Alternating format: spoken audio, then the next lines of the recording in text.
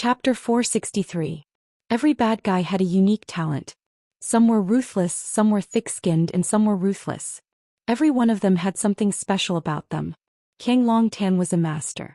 He was not only ruthless but also thick-skinned and ruthless. He hired assassins and let his friends and business partners die tragically in a foreign land. Years later, he accused them of keeping secrets from him and said that they deserved to die. Such a person could be called the worst kind of bad guy, right? Lu Chaoge was choked by Qiang Longtan. She couldn't refute his accusation. She also wouldn't refute because in her eyes Qiang Longtan was a patient, a madman. Killing his own friend because of benefits and then accusing his friend of being disloyal to him after his friend's death.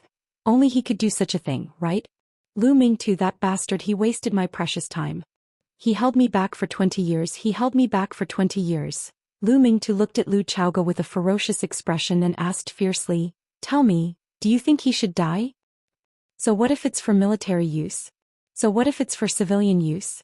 Because he, a nerd, doesn't like war, he won't allow his research results to be used for military use? Stupid. Extremely stupid, didn't he know? Only military use can maximize the benefits. If I didn't seize such a good opportunity, I would regret it for the rest of my life. So I killed him, I had to kill him. If I didn't kill him, the Rubik's Cube would never be created. Because he was the biggest obstacle in the research room, a traitor to our group. Still want to split? Want to split Longtu in two? That nerd, isn't he too naive? Longtu is my life's work, my life's hope. How could I allow such a thing to happen? Understood. Understood everything. Lu Chaoge's tears flowed faster and faster, and her heart was aching more and more. She had never experienced it and no one had ever told her about it. Her parents died in the hands of two nameless robbers. That's what everyone said. As if this was the truth of her parents' death. But she knew that wasn't the case. There must be other secrets. However, what exactly happened? Why were her parents killed? Now she finally knew the cause and effect of the whole thing. This kind of feeling was very joyful but also more sorrowful. She was happy that she could finally enter her parents' lives and understand some of the stories that happened when they were alive. The sad thing was, it was as if they had come back to life in their own memories and died all over again. He wanted her to suffer the pain of losing a loved one again. Cardiac-shattering roar. Lu Chaoge's father, Lu Mingtu, was a typical technical talent. His greatest achievement in life was opening Pandora's box with his own hands. At that time, the box was only half open, but his good friend and business partner, Qiang Longtan, couldn't wait to cash in on the huge profits. He wanted to turn the Rubik's Cube into a scythe of death that harvested flesh and blood and a criminal helper that bombed civilians. Lu Mingtu didn't want his hands to be stained with blood. He was more inclined to commercialize the Rubik's Cube technology, bringing a better and more convenient life for people all over the world. The two of them had a conflict over the future development of the company, and the confrontation became more and more intense. The gap between the two friends grew deeper and deeper. In the end, Lu Mingtu didn't want his brother to turn against him, so he took the initiative to compromise and proposed to split Longtu into two, one for civilian use and the other for military use. Qiang Longtan thought that Lu Mingtu had evil intentions towards Longtu group, so he asked Lu Mingtu to go on a vacation and relax. They would discuss the division of the company when he came back. Of course, Lu Mingtu and his wife would never be able to return from that country in this lifetime. This was the truth behind Qiang Longtan's murder of Lu Mingtu. It turned out that many years ago her father had done the same thing as her. The difference was that her father failed and paid with his life. She succeeded, but she also paid with her life. Qiang Longtan stared at Lu Chaoge, whose face was full of tears, and said sarcastically, "What's even more ridiculous is that what Lu Mingtu insisted on preventing in the past was now accomplished by his own daughter. He didn't allow me to commercialize the Rubik's Cube technology, but he couldn't see his own daughter commercialize the Rubik's Cube with his own eyes. Lu Mingtu, if you still have a spirit after your death, shouldn't you open your eyes and take a look? Look at the surprise your good daughter has brought you. Do you regret it? Regret being an idiot and a jerk? All smart people know that the Rubik's Cube can only be used for military purposes to maximize the benefits, but you just don't allow it to appear? The Rubik's Cube technology was indeed commercialized for military use, but it wasn't because of Lu Chaoge's own intentions. A world-leading energy product like the Rubik's Cube had to be strictly controlled by the country. Originally, the country had proposed to buy or invest in it, but in the end the old master of the Qin family stepped in and suppressed the matter. However, old Master Qin also agreed to a condition of the country. The Rubik's Cube technology would become the most loyal and powerful backing of the armed country. After the establishment of Chaoyan technology, Lu Chaoga signed a cooperation contract with the military. The contents of the contract were confidential, but the Underground Research Institute of Chaoyan Technology did have a few more studios working hard in the direction of military development. Qiang Longtan must have thrown a pawn into the Underground Research Institute of Chaoyan Technology, so it was understandable that he knew some of the situation. Old Jiang. A middle-aged man walked in and saw Qiang Longtan holding Lu Chaoga's neck with all his might. He quickly ran over and pulled him away. Old Jiang, don't be impulsive. We haven't gotten what we want yet. What if you strangle her to death? Wouldn't you have worked hard for nothing? Under the man's dissuasion, Qiang Longtan finally let go of Lu Chaoga's neck. Phew, Lu Chaoga's face was purple and red and she gasped for breath. Just now, her consciousness had become blurred, but tears kept coming out of her eyes as if she was very sad and sad. Qiang Longtan's hand loosened and the expression on his face changed. He returned to his usual appearance of a kind elder, took out a handkerchief from his suit pocket and handed it over. He said, "I'm sorry, I was too impulsive. Wipe your tears. The past is the past. We still have to look forward." Lu Chaoga didn't take the handkerchief from Qiang Longtan. He thought it was dirty. She wiped the corners of her eyes with her sleeve, and the tears naturally stopped. She didn't like to cry. She felt that crying represented vulnerability, compromise, and all the emotions she didn't want to show to others. Qiang Longtan looked at Lu Chaoga and said with a smile, "I don't want to kill people either. I can't kill anymore. I killed your parents, killed your aunt. If I kill you too, wouldn't that be the extermination of your family? I don't believe in ghosts or gods, and I don't believe that bad people will go to hell after they die, but people should try their best to do good deeds. So, Chaoga, you're a smart girl. Don't make things difficult for me, okay?" Lu Chaoga smiled. She was really amused by Qiang Longtan's words. How could a cruel, bloody, and demonic scumbag say that people should try their best to do good deeds in life? Where was the virtue he had accumulated and where was the goodness he had done? Qiang Longtan smiled as well. He looked at Lu Chaoga and said, "Don't you find your Uncle Jiang funny?" "I know what you want," said Lu Chaoga. "But I can't give it to you. I won't give it to you." Knowing the truth, Lu Chaoga wanted nothing more than to eat his flesh and drink his blood. Of course she wouldn't give him the Rubik's Cube. That's too irrational. Qiang Longtan shook his head and sighed. The middle-aged man who was standing next to them walked over and looked at Lu Chaoga.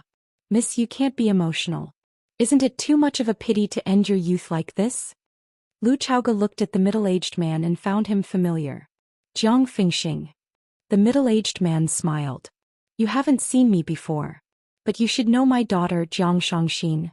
Lu Chaoga nodded and said, "I understand. I understand everything."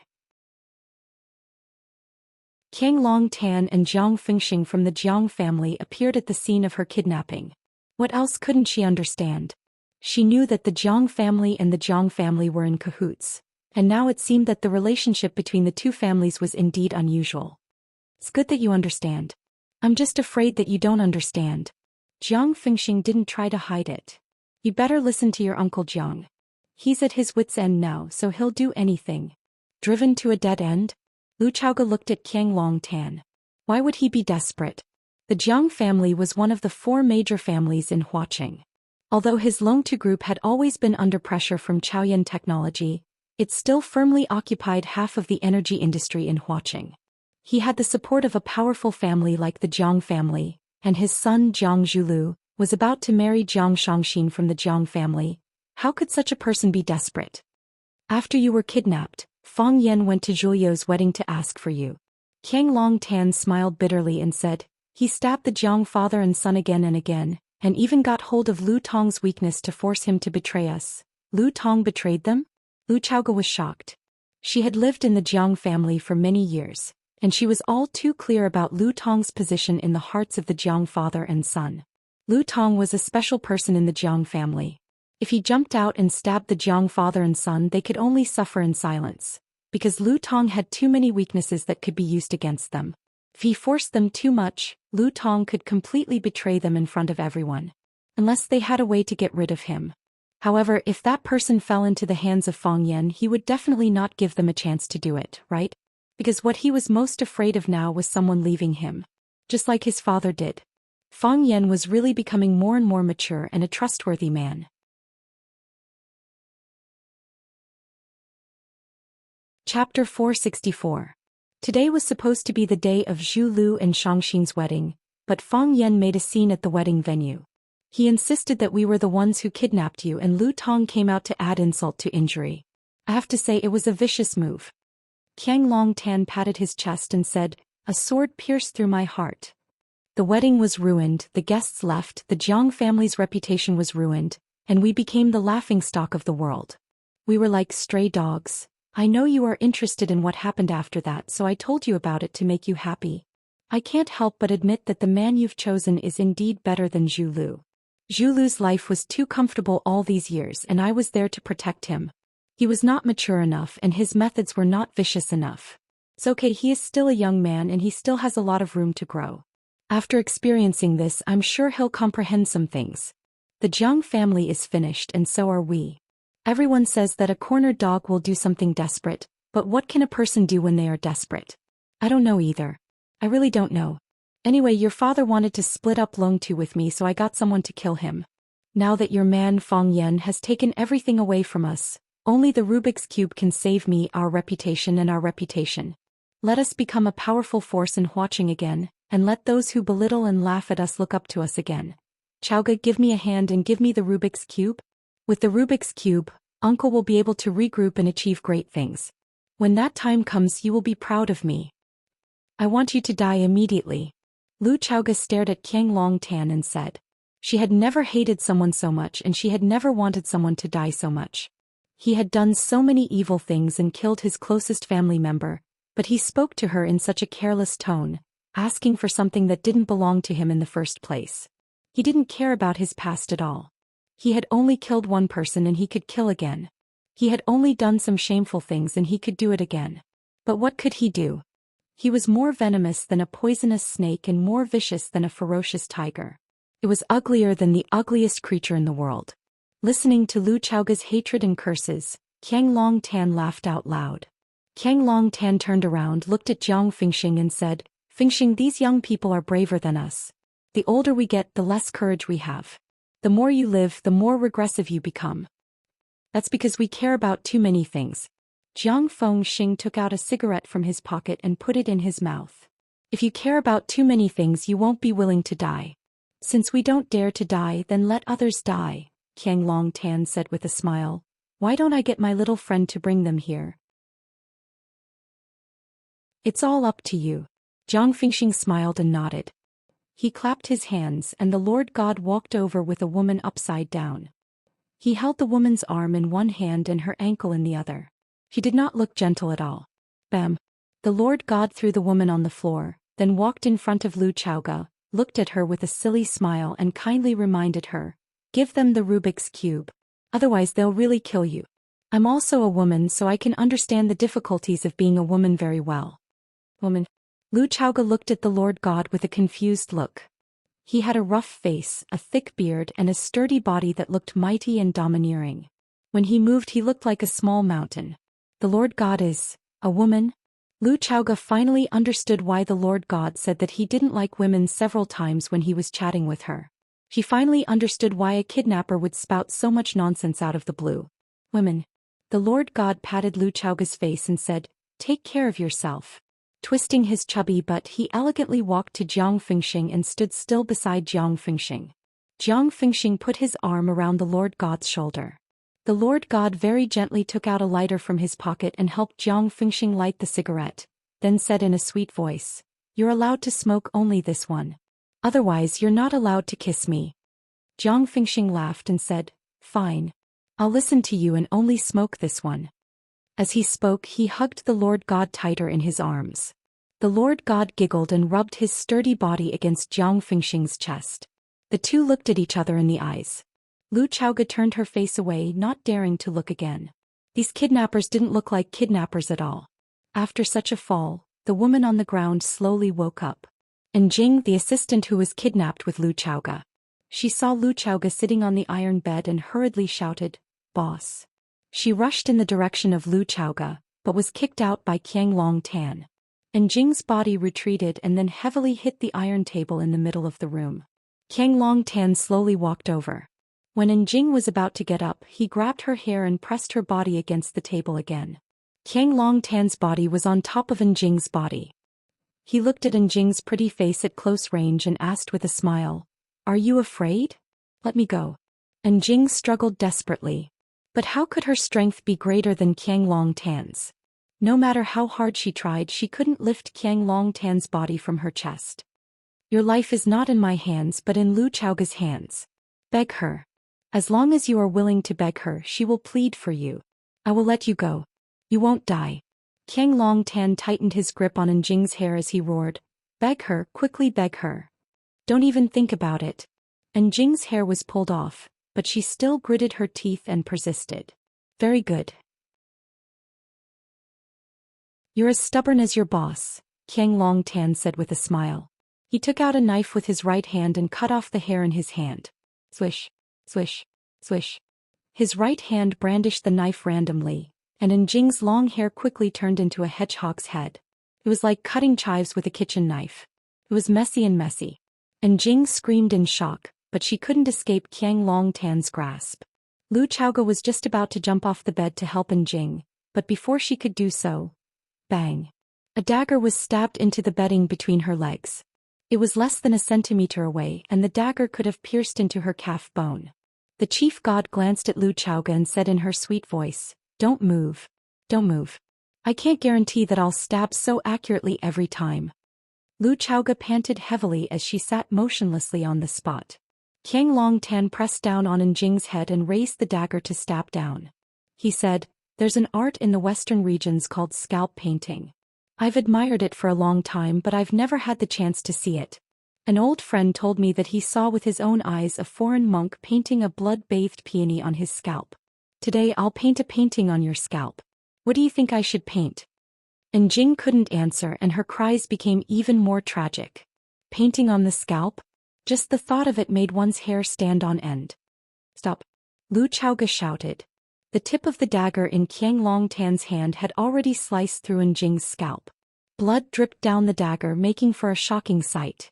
The dagger in his hand stopped as he looked at Lu Chaoga and asked, "I knew you were a good child. You're cruel to yourself but very kind to others. Why, did you agree to give me the Rubik's Cube? Didn't you want to try painting on your scalp?" Lu Chaoga looked at Qiang Long Tan and said, "Paint on my head. It's more convenient if I don't move." Qiang Long Tan hated the words "unafraid of death." However, he had to admit that such people really existed. For example, Lu Chaoga in front of him. Qiang Long Tan rejected Lu Chaoga's request and said with a smile, "Chaoga, I'm not joking with you. I'll really kill her." "I know you're not joking," Lu Chaoga said. "You'll definitely kill us. Whether I say it or not, you won't let us go back alive. The moment you appeared in front of me with your true faces, I knew we wouldn't be able to live." Lu Chaoga was a smart person. Smart people tend to have more worries than ordinary people. For example, the moment she saw Qiang Long Tan, she knew that she wouldn't be able to leave this place alive. Qiang Long Tan was a hypocrite, and a hypocrite cherished his reputation the most. The fact that he appeared in front of Lu Chaoga without any disguise meant that he already had the intention to kill her. Qiang Long Tan smiled bitterly and said, "You really know me well." "That's right, this is indeed my style of doing things. We didn't wear masks because we didn't feel the need to hide anymore. Before you leave, there are a lot of things I need to clarify with you. You're a good girl and I don't want you to leave with grief and regret. I know you're not afraid of death and I know your followers are very brave. But, Chaoga, there are many kinds of death. There's also another kind, which is living a life worse than death. What kind of pain was living a life that was more difficult than death?" The knife in Jiang Longtan's hand was slicing at Jing's scalp, preparing to complete the work in his heart. He said, "Look, painting on a scalp. This feeling is worse than death. The painting is done and the person is still alive. The blood is the most natural paint. Lu Chaoga, have you ever seen a painting like this?" "Bastard," Lu Chaoga cursed through gritted teeth. When a person was this shameless, there was nothing anyone could do about it. Before, Qiang Longtan had to pretend to be a good person and maintain his great image, so he had to suppress the evil in his heart. Now he could finally display his talent for evil without any scruples.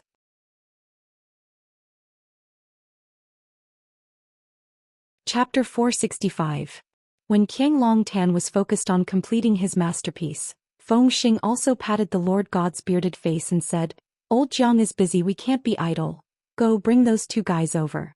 Since Miss Lu likes acting so much, let's also add some fun to her."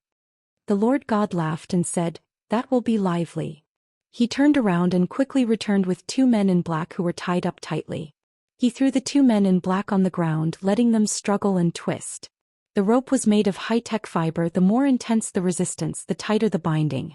These were Lu Chaoga's driver Xianxia and bodyguard Bookworm, both of whom were also kidnapped with Lu Chaoga. The driver Xianxia was still trying, and Bookworm stopped moving after a little testing. Before having the confidence to break out in one fell swoop, try not to do anything suspicious. If the opponent is angered, it is likely to bring danger to your own life. The Lord God stepped on the driver Xiang's back with one foot and asked with a smile, "What? Are you afraid of death? Do you want to live?" The driver did not respond and struggled even more fiercely. The Lord God looked at Lu Chaoga and said with a smile, "You see, he wants to live, but in the end he will die because of you." The Lord God patted Xiang's head that was desperately trying to raise and sighed, "Who told you to be a nobody? The fate of a nobody is just a way to be cannon fodder. It has been like this since ancient times." The Lord God's knees bent slightly and the sharp blade in his hand stabbed down. Screech. The sound of the sharp blade cutting through flesh was heard. The dagger with 21 barbs stabbed into the driver Xiang's back. Xiang's raised head paused in midair for 2 seconds and then fell down heavily. His body twitched violently on the floor, and his mouth vomited large mouthfuls of bright red blood. Screech. The Lord God pulled out the dagger from Xiang's body without hesitation. The barb brought out pieces of meat and a pool of blood. The Lord stretched out his finger and gently scraped a drop of blood on the blade. He put it in his mouth and sucked it. He turned to look at Lu Chaoga and said, "Look, you killed him. No matter what, this is a human life." Xiang's back was bleeding and Lu Chaoga's heart was bleeding. She had experienced such a scene countless times, and every time she experienced it she would feel a deep sorrow that was hard to suppress. Humans were not animals, so why did they have to kill each other? That taciturn but loyal driver, what crime did he commit? For the sake of profit they could casually take away other people's lives. "You will get what you deserve," Lu Chaoga said through gritted teeth. She bit her tongue and her mouth was filled with the sweet taste of blood. She had purposely bitten her tongue. That was the only way she could remain rational and clear-headed. "You will all die a horrible death. That's a matter for the future," the Lord God said with a smile. "I said I like to kill. But you didn't believe me. Look, my interest is now completely aroused by you. What game is more addictive than this?" The Lord God walked up to the bookworm and stepped on the Lord God's chest with one foot like before. He said, "I just pierced his heart from the back. This time I will stab you through the heart from the front. While you look at me, let me stab you through the heart. At that time you are not completely dead and your brain can still stay awake. I will pull out the knife when you look at me and then you can hear the sound of rustling flesh and the knife rubbing against each other. Have you used a knife to cut a piece of paper? Have you used a knife to cut tofu? Yes, that's the sound. These are all my leftovers," the Lord God said. "Do you have any new tricks?" The Lord God looked at the bookworm's calm eyes, smiled and nodded and said, "I almost forgot. You are different from them. You used to be Brilliant, the king of the mercenary world. The king of soldiers returned and became a dog of the Qin family. But I still respect you. Tell me, how do you want to die?" The bookworm thought about it seriously and said, "When I was in North Africa, I often played a scarecrow game with people. You would stab people with knives and the one who could stab the most and still survive was the winner. The person with the most knives was the final winner, the scarecrow. When I played before, I was the winner every time. My highest record was 412 knives. However, I used to be the stabber and never had the chance to become a scarecrow. Why don't you help me today?" The Lord God's face was full of excitement, and his eyes glowed with excitement. He liked to kill people and he liked to kill different people and he liked to kill different people. He had heard of this scarecrow game but he had never played it. This was not only a novel way of killing, but it also challenged the psychological quality and knife technique of the stabber. Stabbing a knife into a person's body over and over again and not killing them immediately, just thinking about it made one's blood boil. If the stabber's psychological quality was not up to standard, or the knife technique was not agile and delicate enough, it was easy to stab people to death. Moreover, the bookworm said that his highest record was 412 knives. How many knives could he stab? Could he break the bookworm's record? Those who were skilled were bold. As a swordsman, he was itching to compete with his opponent. The Lord God was hesitating whether to agree to the bookworm's request for death, but Feng Xing stopped him from behind and said, "Don't be bewitched by him. He just wants to buy some time for Lu Chaoge with his own death." Stabbing a person hundreds of knives and not killing them immediately is a contradiction in itself. I'm afraid it will take a lot of time, right? Buy time. The Lord God sneered and said, "What can they do? Even if they are given more time, what can they do? Do they still think that someone will come to save them?" The Lord God looked at Lu Xiaoge with a face full of sarcasm and said, "Miss Lu, I advise you to give up such unrealistic ideas, because it will only bring you despair. You must not know where we are now. We are on the sea, above a sea that no one knows. Even if your little lover turns watching upside down, he can't find your whereabouts, nor can he find this place. Even we don't know where this is, how could he know?" On the sea? They were kidnapped on the sea. Lu Chaoge was completely desperate. The sky was blue, the sea was vast. How vast was the sea? It was so big that people lost their direction. What was worse, if they were on land, people would leave clues as long as they ate, drank, and defecated. Fang Yan was smart and attentive, he might have a way to find out where they were hiding. However, if they were on the sea, it would really be a classic line in a TV series. You can scream, it's useless even if you break your throat. There is no chance of survival. After understanding this problem, Lu Chaoge was even less likely to hand over the Rubik's Cube. They were all going to die anyway, it was just a matter of dying sooner or later. Driver Xianxia was going to die, Bookworm was going to die. And Jing was also going to die. It would be her turn in the end. They were making her suffer mental torture now, and after they killed all the people around her, they would make her suffer mental and physical torture. Without getting the Rubik's Cube, they would not give up. Xiang was bleeding and Jing was screaming. Bookworm's eyes were blood red as he stared at the Lord God and roared, "What? You don't dare? 412 stabs. Are you afraid that you can't surpass me? Are you afraid that you can't break my record? Come on, I'll keep track of every stab you make. I will grit my teeth and hold on until you stab 413. The Lord God was getting more and more tempted. He turned to look at Jiang Fengxing and said, "Since Fang Yan can't find us, it proves that we have enough time. Don't you want to see my knife skills? I promise I won't let you down. If you have time, just let me be willful for once, okay?" Jiang Fengxing smiled at Qiang Long Tan. Qiang Long Tan said, "Let's get down to business. We can't give our opponent any chances." Qiang Long Tan was such a cautious man. Even if he had 100% control over the situation, he still didn't want to make the slightest mistake. It was shameful to fail in such a simple task. What a shame. The Lord God licked his lips and looked at Bookworm. "Seems like I can't let you have your way, coward." Bookworm spat in disdain. "Sissy." The Lord God's eyes became even redder as he spoke. "I definitely don't care if you call me a sissy because I really want to be a woman. Isn't it great to be a woman? How can a man be tired?" He slightly bent his knees, raised the dagger with both hands and looked at Bookworm.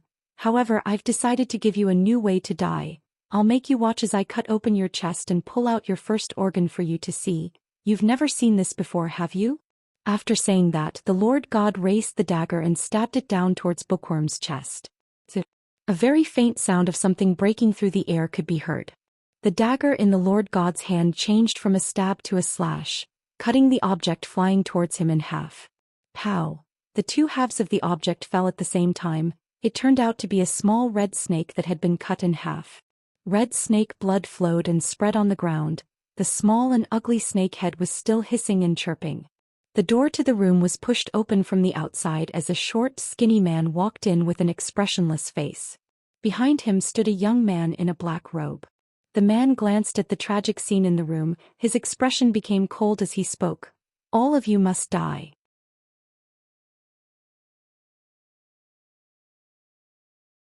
Chapter 466. The red heart snake's tail was still wriggling, slapping the cabin board. Other than that, there was no other sound. Fang Yan's sudden appearance made the bustling room suddenly quiet down, so quiet that a pin drop could be heard. Why did Fang Yan come? Fang Yan really came?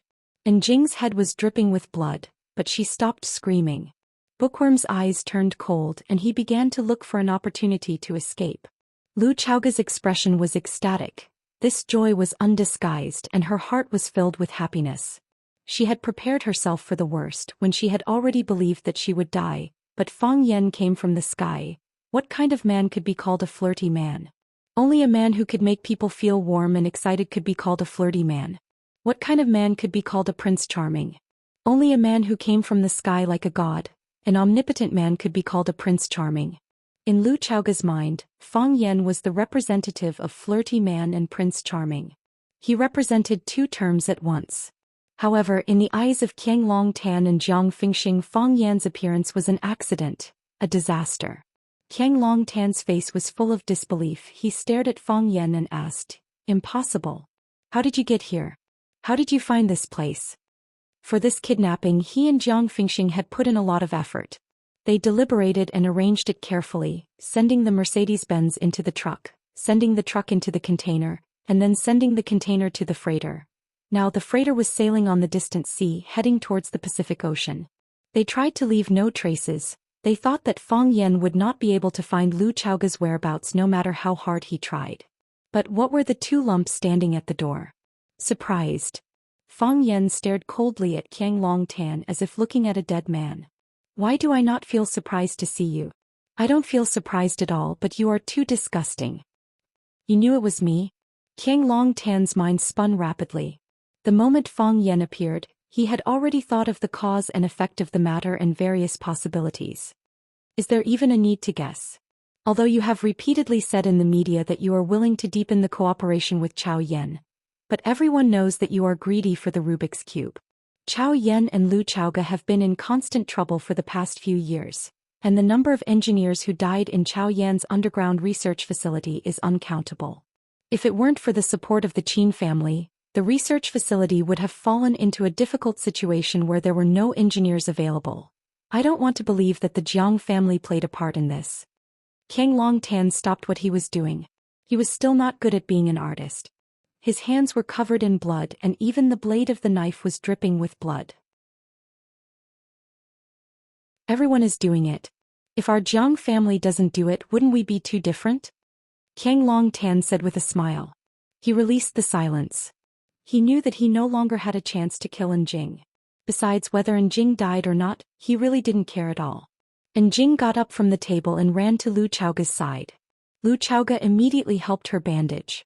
Snake Lord took out a gray porcelain bottle from his pocket and threw it over.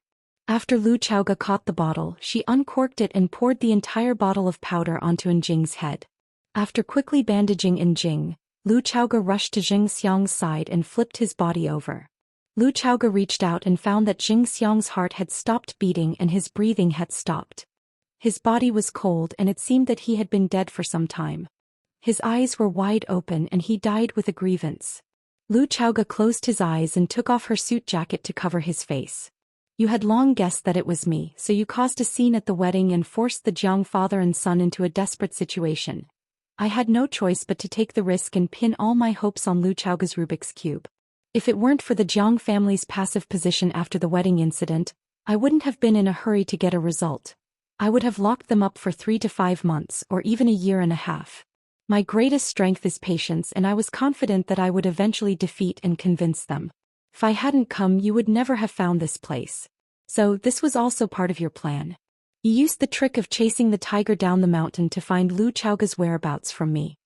Qianglong Tan looked at Fang Yan with a puzzled look and said, "What I don't understand is, how did you find this place?" This was an uninhabited sea. Without someone to navigate and guide them, it would have been impossible for them to reach this place. How did Fang Yan do it? Was there a traitor by his side? Qianglong Tan inadvertently glanced at Jiang Fingxing and ruled out this possibility. If the plan to kidnap Lu Chaoga was made by him, then the real executor was Jiang Fingxing. Jiang Fingxing was more invested in this than himself and he had a lot of benefits on Lu Chaoga. What reason did he have to betray him? Betray the plan to kidnap the goddess? After Qiang Longtan was betrayed by Lu Tong once, it was very difficult for him to trust anyone again, including his current partner. Qiang Longtan, I admit that you are a very smart person and a natural conspirator. No one is more vicious than you and no one is more vicious than you. You didn't trust Lu Tong for a long time, so you arranged for him to be by your son Jiang Zhuo's side. You single-handedly planned the kidnapping of Lu Chaoga, but I'm afraid even your own son didn't know about it, right? Qiang Longtan, in this world, having no one to trust, is it very sad? Lu Tong knows too many secrets. If you want to have a good ending, it's best for you to escape in time. I sent him to Jiang Zhuo's side to give him a way out. How can you say that I don't trust him? No matter what reason he has, he stood on your side and stabbed me. That's not just because he doesn't trust me. As for Jiang Zhulu, he's still a young man. He always pretends to be mature, but deep down he's still a kid who hasn't grown up. Why would you let a kid know so many dirty things? Qiang Longtan still didn't give up. He kept staring at Fang Yan and asked, "You still haven't told me, how did you find this place?" "Because I planted a tracking device on you," Fang Yan said sarcastically. "As long as you're human, there will be traces of your existence." "That's impossible," Qiang Longtan immediately refuted. "Before I boarded the ship, I used a sophisticated device to check my body. I don't have any suspicious objects on me. We're confident about that." "Who said the device can definitely detect you?" Fang Yan sneered. The Snake Lord whistled. A hair-thin black snake crawled out from Qiang Longtan's hair. It coiled up in the middle of his hair, blending in with his hair. It was hard to distinguish with the naked eye. If it didn't pop out to look around, you'd only see it as a slightly thicker strand of hair. Fang Yan was worried about Lu Chaoga's kidnapping. On one hand, he sent people to ask around for Lu Chaoga's whereabouts. On the other hand, he and Qin Ying and the others used the elimination method to analyze who was the most likely suspect. Fang Yan used one night to look through all the information on the crises that Chao Yan and Lu Chaoga had encountered in the past 3 years. Finally, he locked onto the Jiang father and son. At this time in Huaqing, there was a huge conflict of interest. Furthermore, there were only a few people who had the ability to kidnap Lu Chaoga without anyone knowing. The Jiang father and son were the biggest suspects. Therefore, Fang Yan caused a ruckus at Jiang Zhuo's wedding, forcing the Jiang father and son into a dead end. Then he formed an alliance with Lu Tong, giving the Jiang father and son the deepest and most painful stab. When Fang Yan left with Lu Shu and Lan Shanggu, it was the same as taking away all the Jiang family's energy and spirit. His skeleton was also shattered with a single slap. Qiang Longtan was eager for revenge, so he could only seek revenge from Lu Chaoga, who was already held hostage by him. At the wedding venue, when Jiang Longtan jumped down from the stage and wanted Fang Yan to punch and kick him a few times, the two of them were very close to each other, giving Fang Yan an opportunity. He flicked the blind black dragon who could communicate with the female snake through ventriloquism into Qiang Longtan's hair. Any tracking device could be detected by more advanced detection devices. However, if he used the blind black dragon, this possibility would not exist. The blind black dragon was a fleshly animal. It didn't have any metal or chips. Moreover, the blind black dragon communicated with the female snake through ventriloquism. As long as its abdomen wriggled, it would produce a special wave. When the female snake received the wave signal, it would follow. After Fang Yan placed the blind black dragon on Qiang Longtan, he ordered Snake Lord to monitor him closely. Sure enough, Qiang Longtan didn't make them wait for too long. When the whole world thought he would close his door to heal, he slipped out of the house in the middle of the night in disguise. When he arrived at the port and was about to board the ship, Fang Yan had a rough idea of where Lu Chaoga was going. However, the sea was vast. It was easier said than done to find a person or a ship on the surface of the sea. If they were too close, they would be easily discovered. If they were too far away, they would easily lose track of them. Qiang Longtan was too cunning. They had to spend a lot of effort to follow behind him without him noticing. However, it would still take a lot of time to find the cargo ship. Fang Yan and the Snake Lord took the boat and circled the sea for a long time before they finally confirmed their target. Qiang Longtan couldn't see the black snake above his head, but he noticed something strange from the frightened eyes of others. He held the dagger and swung it above his head. The blind black dragon didn't have eyes, but it was the most agile snake species. When it sensed danger, it immediately took the initiative to attack its prey. Ah! Qiang Longtan screamed. The back of his hand was bitten by the blind black dragon.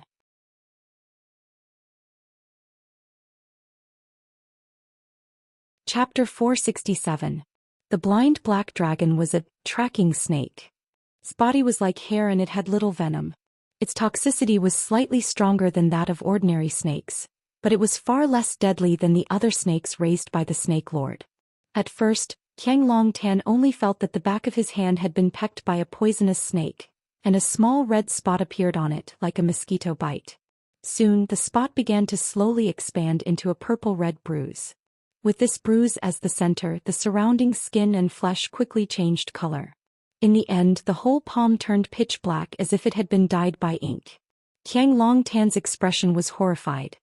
He looked at his palm and forgot to swing his knife again. After biting Qiang Longtan, the blind black dragon fell to the ground.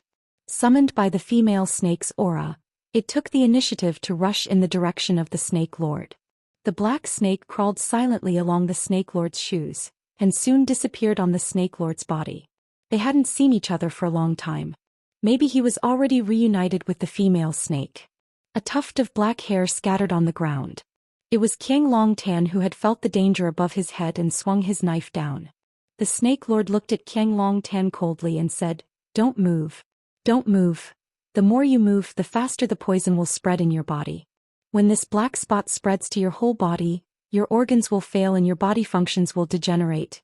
You will rot and die."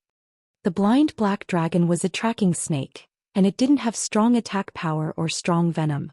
It tried its best to bite out and spray all the venom in its body, but it could only infect an adult's arm. As for the organ failure and body functions degeneration that the Snake Lord said, it was impossible for the body to rot and die. The smarter a person was, the more suspicious they were, and the smarter they were, the more afraid they were of death. After listening to the Snake Lord's words, Qiang Longtan didn't dare to move again. The god looked at Fang Yen charmingly and said with a smile, "Oh, you're the pretty boy Fang Yen that Miss Lu is thinking about? Not bad. At first I thought that the gigolo was just a little good-looking. He had no ability and no sense of responsibility. He only knew how to rely on his natural good looks to play with the feelings of us girls." Fang Yen silently looked at the Lord God's bearded face, as well as the delicate voice and movements when he spoke, and sneered in his heart. "Play with your feelings? In your dreams. I didn't expect you to actually find me, and I didn't expect you to really dare to come. Fang Yen, you're really a man. Such a man was indeed worthy of girls' liking. Miss Lu was willing to die for you and you were willing to die for her. What a pair of ill-fated mandarin ducks." The fingers of the Lord God rotated gently, and the strangely shaped barbed dagger in his wrist spun one beautiful knife flower after another. Step by step he walked toward Fang Yen and said, "I like to have a lover. Therefore I will be very gentle to you." As the Lord God spoke, his body suddenly pounced towards Fang Yen. His feet stamped on the ground and his burly body jumped high. The dagger in his hand was raised high, and the sharp dagger blade pierced the top of Fang Yan's head. He wanted to insert the dagger in his hand into the top of Fang Yan's head and harvest Fang Yan's life in the most direct and cruel way. When the Lord God stood still, he was like a hill. When he ran and sprinted to attack, his body became as flexible as a rabbit. Moreover, that flexible waist gave people a somewhat enchanting feeling. His body flying in the air made no sound, like a fish swimming in deep water, like an eagle flying in the sky. The dagger he stabbed out did not make any sound, as if the dagger did not have any strife on it. But wherever his dagger passed, there was a pale red light. Fast. His speed was too fast. Because it was fast, the speed left the sound far behind. When you saw the dagger he swung out, the sound of the dagger was still slow to come. It was indeed extraordinary to be able to use a weapon to such an extent. The Snake Lord did not rush up to fight back. He even took half a step in the direction of Lu Chaoga. He used his body to block in front of Lu Chaoga to prevent Feng Xing, who was watching the battle, from hurting Lu Chaoga. He knew that Fang Yen was crazy, and he needed to find an opportunity to vent the anger in his heart. Fang Yen also stood still as if he was at a loss in the face of the Lord God's attack. Hiss! It was not until the dagger was about to be inserted into the top of Fang Yan's head like a green rainbow that the sound it caused was heard. However, the sound was not the sound of the dagger, but the sound of the air being ignited by the heat wave emitted by the dagger itself. Fang Yan waved his hand. It seemed that it was true. He just raised his right hand towards the air. Then the Lord God retreated. Fang Yan was surprised, and the Lord God was even more surprised. "How did you do it?" the Lord God asked in surprise. "Just now, what happened?" Fang Yan was surprised that he had just used a move of Dragon Catcher to grab the main vein of the Lord God's wrist, but he had touched nothing. This was not a simple Dragon Catcher, but a Dragon Catcher when the heart of Tai Chi was spinning wildly and the Tai Chi domain had been fully developed. This move should be called Tai Chi Dragon Catcher. The Lord God was surprised that there was someone faster than him. Although the Lord God was burly, he was good at physical flexibility and agility.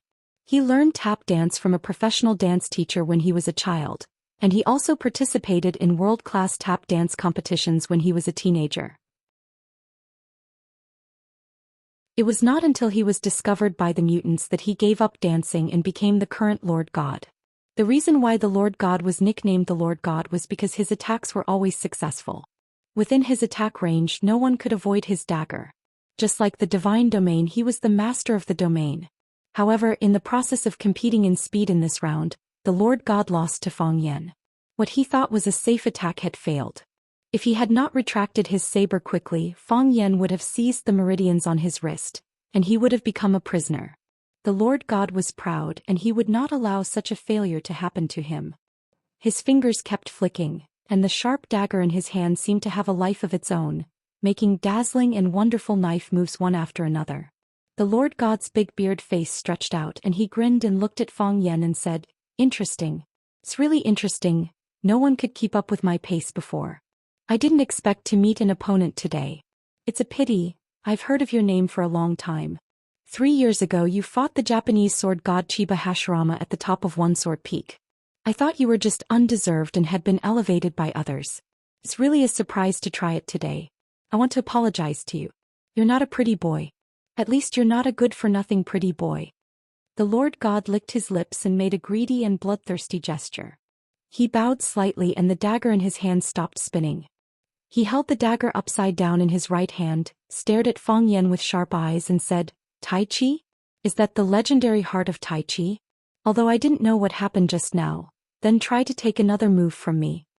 The Lord God's body began to spin. Spinning counterclockwise like a top that could summon a hurricane.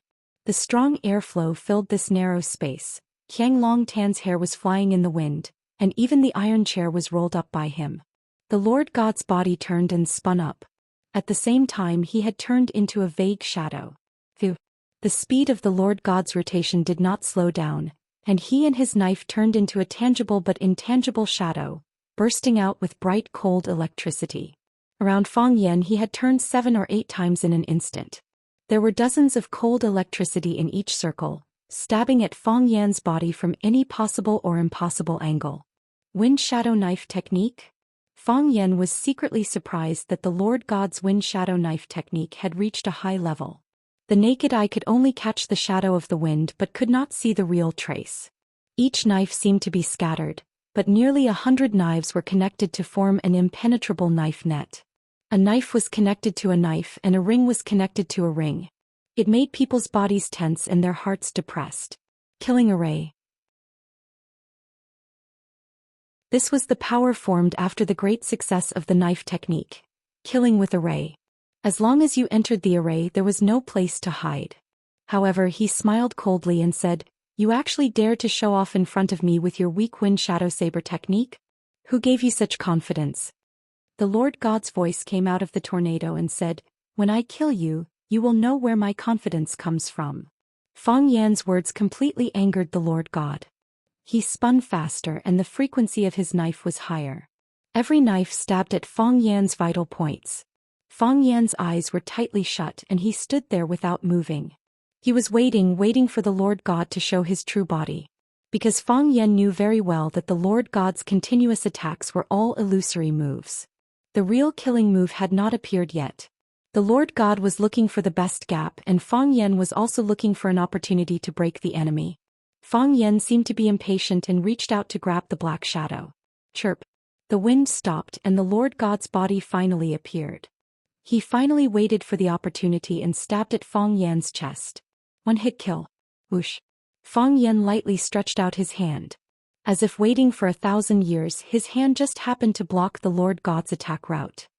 He reached out and grabbed the Lord God's arm in the palm of his hand. You all deserve to die. Fang Yan said coldly. He really hated these scumbags. But Fang Yan used his strength and directly broke one of the Lord God's arms.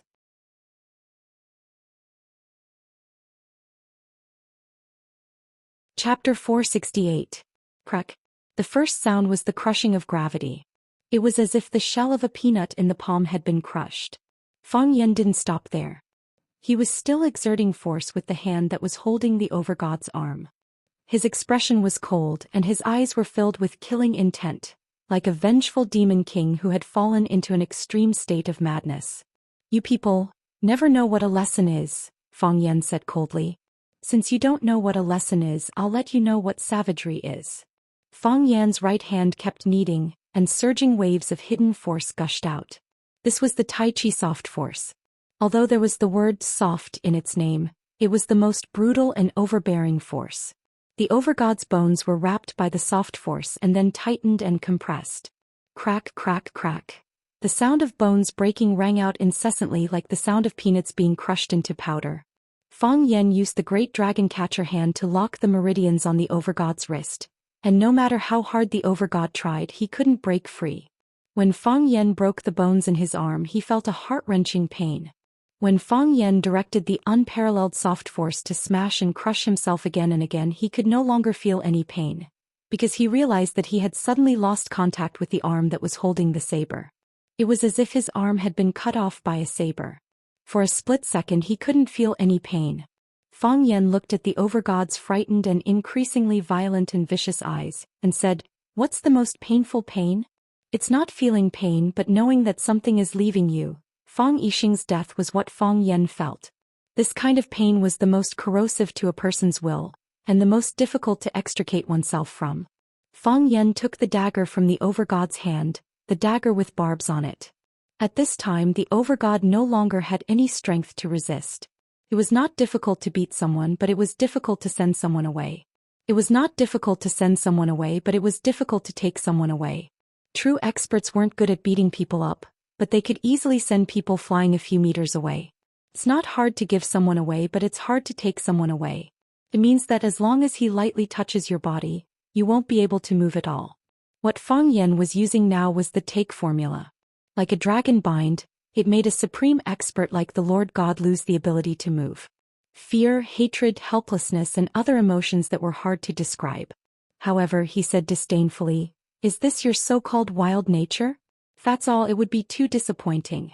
I have to say, in terms of interrogation, you guys are far inferior to us who survived the battlefield." "Bookworm, don't you think so?" The bookworm was still lying on the ground. He was tied up with layers and layers of ropes. If one did not rely on external help, it would be very difficult to untie this kind of knot known as the 98 knots. The Lord God still maintained his self-awareness. Unfortunately, this did not affect the battle at all. "Is that so?" Fang Yan glanced at Bookworm and asked aloud. "Yes." Bookworm nodded. "Just now they wanted to play with the scarecrow and paint on the scalp. Compared with what you're doing now, it's really much more high-end." "Oh, I've heard of scarecrows before. If you stab a living person with knives, the one who stabs the most knives and doesn't die will be the final winner. The last person who gets stabbed will have knives all over his body just like a scarecrow. What is painting on the scalp?" As Fang Yan spoke, the dagger in his hand slammed into the Lord God's heart. The dagger was sharp and didn't require much strength. He didn't use too much strength either. He held the dagger and slowly pushed it into the Lord God's body. Very gentle. And very affectionate. Every time he pushed, the Lord God's expression became more ferocious. With every centimeter, the Lord God's body trembled once. When the blade touched the pericardium, the Lord God's body trembled particularly violently. Although he didn't have the internal vision function, he could clearly feel the movement of the knife in the body, knowing when it pierced the skin, when it pierced the flesh, and when it would pierce the heart. The heart was pierced and the person was going to die. The Lord God was not afraid of death because death was another journey for him. However, he was afraid of such a way of death. He was afraid of this kind of feeling that the dagger was swimming in the body, but he didn't have the right to choose to let it move forward or backward. Feng Yan used the knife to tell you that you were going to die, but you didn't know when you would die. This sense of oppression before death was a destruction of confidence and the most powerful blow to the psychological defense line. The knife stopped moving outside the pericardium, but it moved back. There were 12 barbs on the dagger, and every time it moved back, a piece of flesh would be torn from the internal organs. The twitching was also very slow, so that the Lord God clearly felt the pain of his limbs being cut by him. The Lord God finally became a little impatient and said in a fierce voice, "Pretty boy, give me a hard stab if you have the guts. Let me die happily. Don't be so wishy-washy like a woman. What kind of friendship do I have with you? Why do you make such a rude request to me?" Feng Yan said sarcastically, "I will let you die painfully but not quickly." He wanted to slowly torture the Lord God to death. Just like they wanted to torture Lu Chaoga and the bodyguards and secretaries around her to death. Feng Yan turned to look at Qiang Longtan and Feng Xing, who was looking at him calmly, and said, "Don't worry, you two. It will be your turn soon. We are still on the vast sea, whether it is going to the destination you set before or returning, we have a lot of time to be together. Don't worry. Don't worry." Jiang Feng Xing put his hand in his pocket and immediately threatened, "You'd better not move or else I can take your life without the others doing anything." Jiang Feng Xing turned a deaf ear to such a threat. He still took out a cigarette from his pocket, put it in his mouth, lit the cigarette with a lighter, took a deep puff and blew out a smoke bubble. After that he looked at the Snake Lord and said, "Can't I even smoke before I die?" The Snake King stared at Jiang Feng Xing, fiddling with a small golden snake in his hand, but didn't answer Jiang Feng Xing's question. He was as sensitive as an animal, and he felt that Jiang Feng Xing was more complicated than he showed. Jiang Feng Xing was not interested in bickering with the Snake King. He looked at Feng Yan and said, "I know you want to kill the Lord God in the cruelest way, then let us suffer in pain and arouse our fear of death. You want to kill us when we beg you for mercy. Wouldn't that give you a greater sense of achievement?" Jiang Feng Xing looked at him with disdain and said, "Winner takes all. If we lose, we lose. We won't beg you for mercy, we won't even negotiate with you. Feng Yan, I know what kind of person you are. I don't expect you to let us go, and I know you won't let us go either. Since we can't negotiate, death is our only choice. So tell me, what's the point of all this? Isn't it just death? Since we're going to die, what's there to be afraid of? What's there to be coerced?" Jiang Feng Xing looked at the Lord God with a gentle smile, eyes filled with affection, and said softly, "You go first, I'll follow you." The Lord God felt warm in his heart. He grinned and said, "Good. I'll wait for you down there, but I hope I won't see you. Feng Xing, I'm honored to be your woman. The days with you are the happiest days of my life." "Goodbye, Feng Xing." The Lord God said goodbye to Jiang Feng Xing with affection. When he was about to bite his fangs, a strong poison came from his heart. Because the pain was too great, it made his powerless body even more powerless. The Lord God's teeth were forced to stop, because he no longer had the strength to bite. A fishy taste came from his throat as blood flowed from the corner of his mouth. The dagger went straight into the Lord God's heart. The ominous glint in the Lord God's eyes faded, as did the malice on his face. He looked at Jiang Feng Xing with gentle eyes. That was the most beautiful scene before he left. His body gradually softened, then was thrown to the ground by Feng Yan, becoming an abandoned corpse. "God!" Jiang Feng Xing shouted with a sorrowful expression. "Feng Yan, you killed my God." He made to run towards the Lord God, but his feet didn't move forward. He pressed the lighter in his hand. Crack! A light, crisp sound could be heard. The Lord God's body turned into a bomb, exploding with a boom. Blood and flesh splattered everywhere, countless red and white objects covered the floor, turning the cabin into a hell of azura. The man who claimed to love had already planted a bomb in the body of the one he loved. And the engine of the bomb was the lighter in his hand. In the face of danger, he pressed the button without any hesitation. On the battlefield of love, whoever paid more would die more miserably. The Snake Lord reacted quickly, turning around and pushing Lu Chaoga and the secretary to the ground.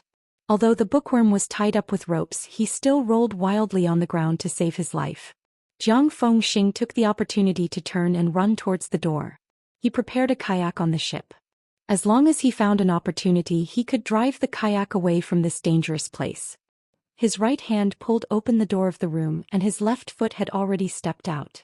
However, his right foot couldn't step out. He felt a chill on his neck and then his body was lifted back. "I said you all have to die," the familiar and annoying man's voice said in his ear.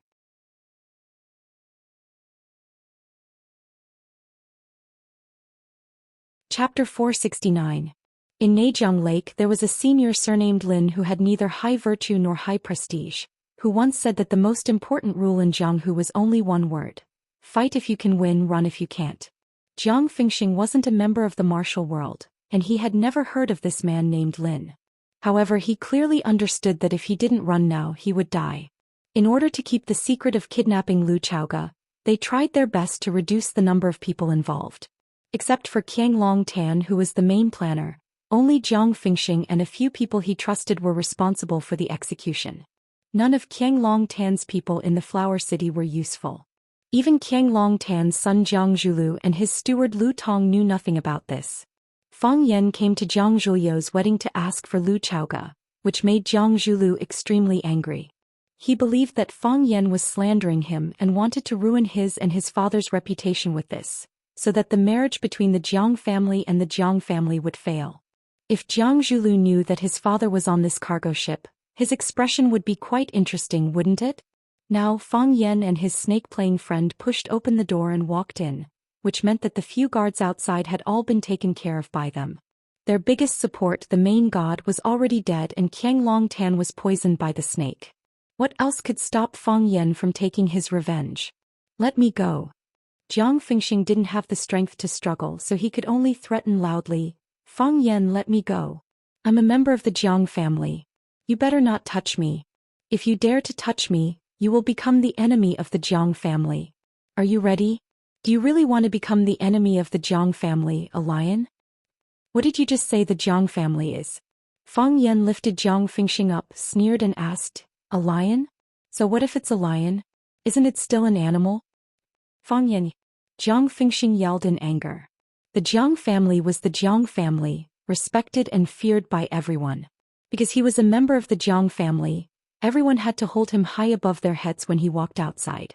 To suddenly meet someone who did not place the Jiang family in his eyes, this feeling was rather unfamiliar. "I don't want to be enemies with anyone, but if someone wants to hurt the people around me, I won't hesitate to make the whole world my enemy. It doesn't matter if he's a lion or a wolf, a tiger or a mad dog." This was Fang Yan's current state of mind. It was the greatest realization Fang Yixing had after dying in battle. At that time, Fang Yan was kind, passive, undisciplined, and didn't want to take on any responsibilities. He was a young man who didn't want to be enemies with anyone. However, when his father, Fang Yixing, died in battle, and when he rushed over, he could only carry his father's cold corpse back. The pain of being separated by life and death tore his body apart, causing him to grow up overnight. Fang Yan swore in his heart that he would never let the people around him leave again. "I don't want to suffer this kind of unbearable pain anymore. Fang Yan, we can talk." Jiang Fengxing's tone eased a bit. He also understood that threatening Fang Yan with the Jiang family wouldn't bring him any benefits. Instead, it would only infuriate Fang Yan even more. "You don't have any irreconcilable conflict with the Jiang family. Even if two kids have a small quarrel, the elders in the family won't take it to heart. It's better to squash enmity than keep it alive.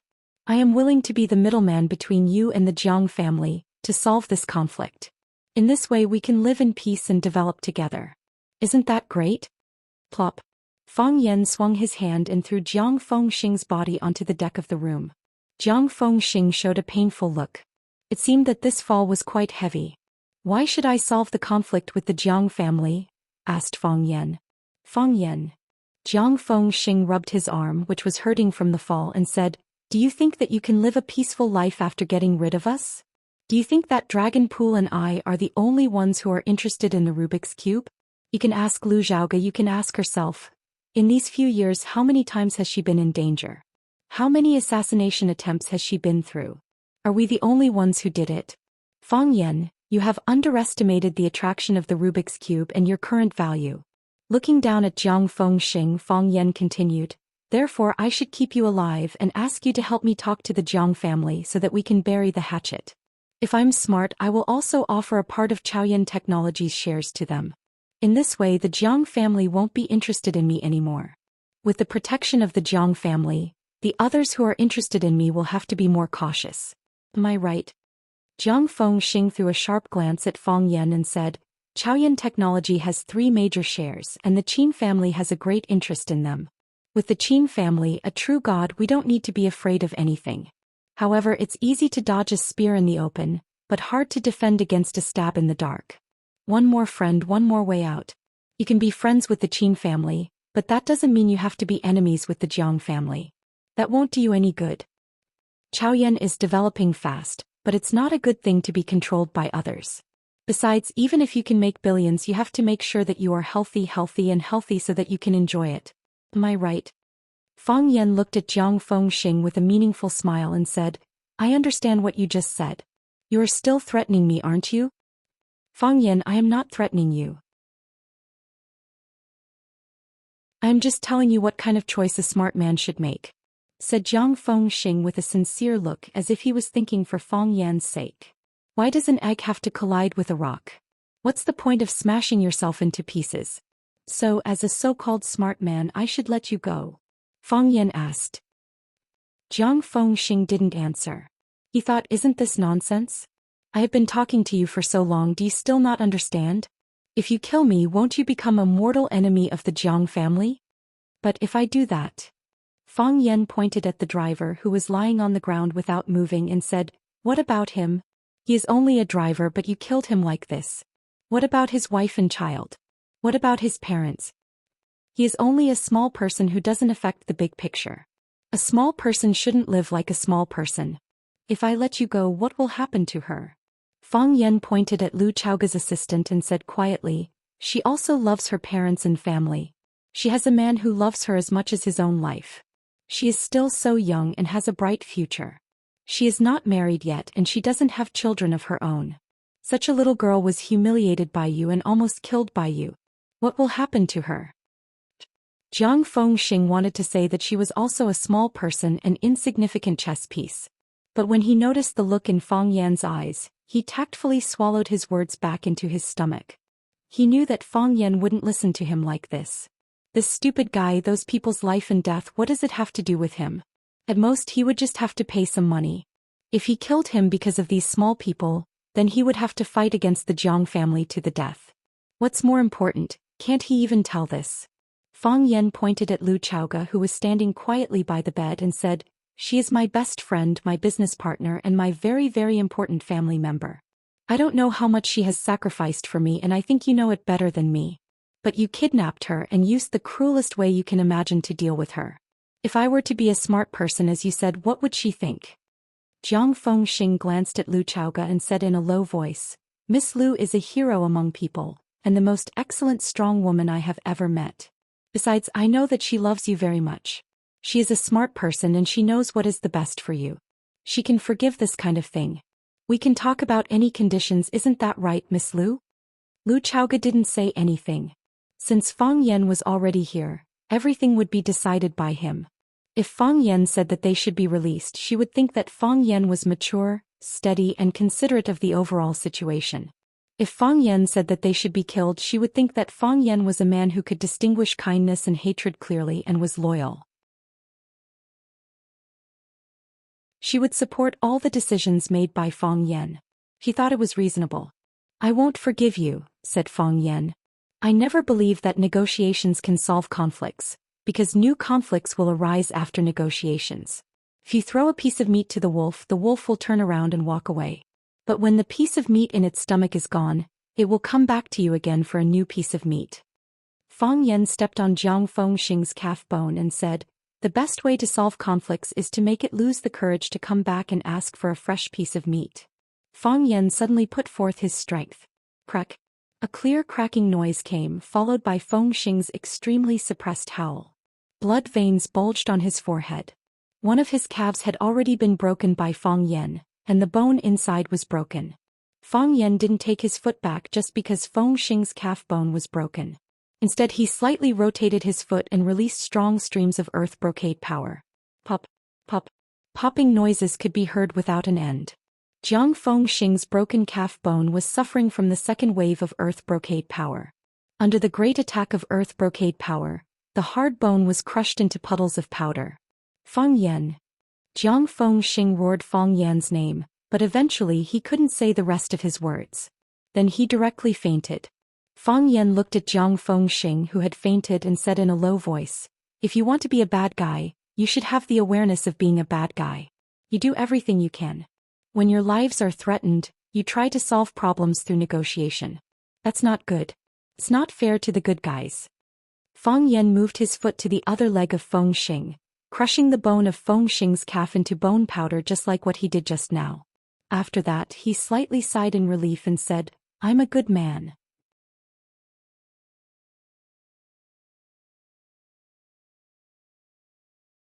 Chapter 470. What was the feeling of fainting and waking up again?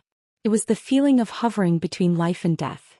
The first kick of Feng Yan crushed Feng Xing's lower leg bone into ashes, making him pass out immediately. The second kick of Ji Hao crushed the other leg bone of Feng Xing, waking him up from the state of unconsciousness. Feng Xing's face was twisted and his forehead was soaked in sweat.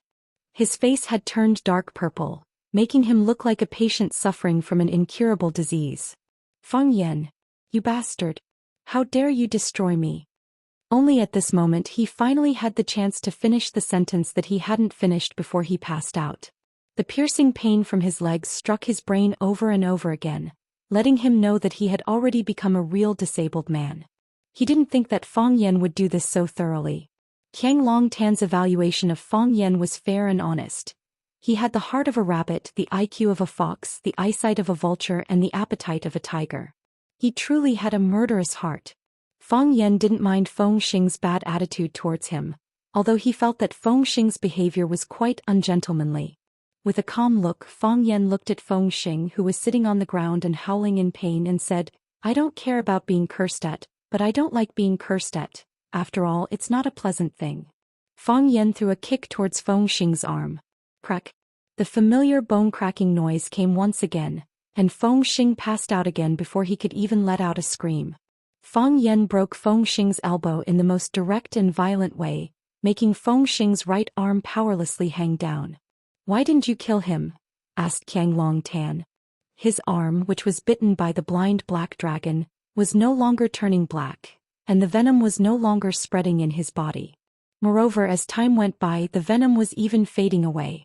Therefore Ji Hao had roughly figured out the venom of this snake. Since his life was no longer in danger, he naturally turned his attention back to the fight between Feng Yan and Feng Xing. This was another hidden gate of life and death. Feng Yan's attitude towards Jiang Fengxing had also determined his attitude towards Qiang Longtan. Therefore Jiang Fengxing's fate was Qiang Longtan's fate. Seeing that Feng Yan had only destroyed Feng Xing's pair of feet and an arm, but didn't kill him directly, he asked out loud, "Did I disappoint you?" Feng Yan turned to look at Qiang Longtan and said in a sarcastic tone, "I killed Jiang Fengxing and started a deadly hatred against the Jiang family. Isn't this better for your own benefit?" "Indeed." Qiang Longtan nodded calmly, without the slightest hint of panic or fear from an impending disaster. This man was indeed extraordinary. Even his enemies found it difficult to underestimate his tenacious nature and forbearance. He was like a harmless-looking bull that could easily gain the trust and goodwill of others. However, when you didn't take any precautions against him, he would stab your heart from behind with his sharp horn. Jiang Fengxing and I were the main planners of this kidnapping. I only used my brain, but all the executors were Feng Xing's chess pieces. If Feng Xing doesn't die, you will never be able to calm down, will you? Do you think that I will be tempted by you to kill him just because you tried to sow discord between us? Feng Yan walked towards Qiang Longtan step by step. "Do you think I'm so childish?" Qiang Longtan sighed slightly and said, "Feng Yan, you're not childish. I haven't seen you for 3 years and you've changed so much. You've grown so much. You've grown so much. You won't believe it, but I'm afraid of you. When you showed up at Zhulu's wedding and provoked us like a mad dog, stabbing daggers into our chests over and over again, I started to be afraid of you. I even regretted it. Why did I make such a person my enemy? If we were friends, wouldn't our Jiang family's days be a little better? At least we would enjoy the same treatment as the Lu and Gu families, wouldn't we? Fang Yan will never be friends with someone like you. Lu Chaoga said in a disdainful voice. You say you're afraid of Fang Yan, but I'm actually more afraid of you. Qiang Long Tan, there's no such thing as an impenetrable wall in the world. Even if we can't find any evidence to prove that you did it, we already have an answer in our hearts. Why do I hate you so much? Because I knew that you killed my parents a long time ago. No matter how good you are to me, it's all fake. No matter how much you do, it's all fake. How can you expect people to repay you sincerely? Qiang Long Tan shook his head with a bitter smile. He looked at Lu Chaoga and said, Chaoga, for a long time I did treat you as my own daughter. I only have one daughter, Jiang Zhulu. As you become more and more outstanding, more and more beautiful, I suddenly feel that having a daughter like you is also something to be proud of. It was selfish of me to let you marry Jiang Zhulu. If we were a real family, would you still be arguing about separating from Longtu? If you fell in love with Jiang Zhulu, would you still have the heart to split Longtu group in two? I'm getting older and Longtu will eventually fall into Zhou Yu's hands. To be honest, if it weren't for the flower pot that fell on your balcony, if you had really agreed to marry Jiang Zhulu back then, I would have been more inclined to hand Longtu group over to you. Jiang Zhulu is already a very outstanding child. But compared to your ability, he's still a long way off. You were able to make Chao Yan what he is today in just 2 or 3 years, which has already proven my foresight. Unfortunately, Chaoga, we're not a family. This is the biggest regret in my life. Otherwise, how could I have ended up like this? Fang Yan was really defeated by Qiang Long Tan's shamelessness, although he had already been defeated time and time again by Qiang Long Tan's endless hypocrisy. Even now he was still thinking of playing the family card. Fang Yan stood in front of Qiang Long Tan and said, I didn't kill Feng Xing because he's more valuable alive than dead. What about you? Give me a reason not to kill you. Qiang Long Tan thought for a long time and said, killing is against the law. So I won't kill you. Fang Yan squinted his eyes and smiled. Fang Yan glanced at the Snake Lord, who understood. He pursed his lips and blew out a subtle and strange sound. The golden-striped snake in the Snake Lord's hand was driven by the sound of the snake. It immediately jumped to the ground and rushed in the direction of Jiang Long Tan. Humans didn't kill people, but animals did. You can't kill me either. Qiang Long Tan looked at Fang Yan without blinking. If you kill me, Lu Chaoga will die. Fang Yan looked at Lu Chaoga and saw a sharp blade pressed against Lu Chaoga's neck. Red blood seeped out of the blade of the dagger. It was the dagger Qiang Long Tan had used to cut off Njing's hair and paint on her scalp. It was unknown when the dagger had landed in Njing's hands, but she was now using it to hold Lu Chaoga hostage. Don't move, Njing said with a trembling voice. You will die. Lu Chaoga's expression was abnormally expressionless as she said softly, Njing, why do you have to do this? I don't have a choice either. I don't have a choice either. My brother took a lot of money from them. My parents were taken away by them. I received a call from them the moment I woke up. They told me to repay him properly. He's a devil. I have no other choice. If you let him go, he will let my parents go. I don't want my parents to die. I don't want you to die either. I can die, but none of you can die. And Jing was undoubtedly an outstanding young lady. Otherwise, she wouldn't have been put in such an important position by Lu Chaoga. She had been promoted from a university graduate to her assistant. She was recognized by her abilities and trusted in her character. However, this was how the world was. Only the people closest to you could hurt you the most. Snake Lord stood in front of Lu Chaoga, while Lu Chaoga stood in front of Njing. Lu Chaoga felt that Njing was injured because of her. She had the responsibility and obligation to ensure her safety and do her best to bring her back. To her surprise, this position helped Njing to deliver the fatal blow. It was indeed unexpected that a girl without the strength to truss a chicken could do such a thing. Don't think it's strange. Qiang Long Tan didn't think it was something to be proud of. Or rather, he thought it was something special. We've been keeping an eye on Chaoga, but she's very sensitive and doesn't trust anyone anymore. And Jing is a pawn we can use, but we don't dare get too close to her. We're afraid that we'll alert her and make her lose her value. However, we have been in contact with her brother. All the information about her family and the main members of the family are in my hands. Fang Yan, this is the inspiration I got from you. Didn't you use this trick to get Lu Tong to join your side? If Lu Tong hadn't put on a show with you, we wouldn't have ended up in such a sorry state. Fang Yan, who do you think is truly trustworthy in this world? I trusted Lu Mingtu so much back then, but he still hid the biggest secret of the Rubik's Cube from me. Good people really don't get what they deserve. Fang Yan's expression became gloomy and cold again. He hated it when the people around him left him, so he hated all kinds of actions that could lead to horrible things. Without a doubt, Jing's betrayal made him hesitate to take action for fear of harming the innocent. No matter what reason they had, it wasn't an excuse for Fang Yan to forgive them.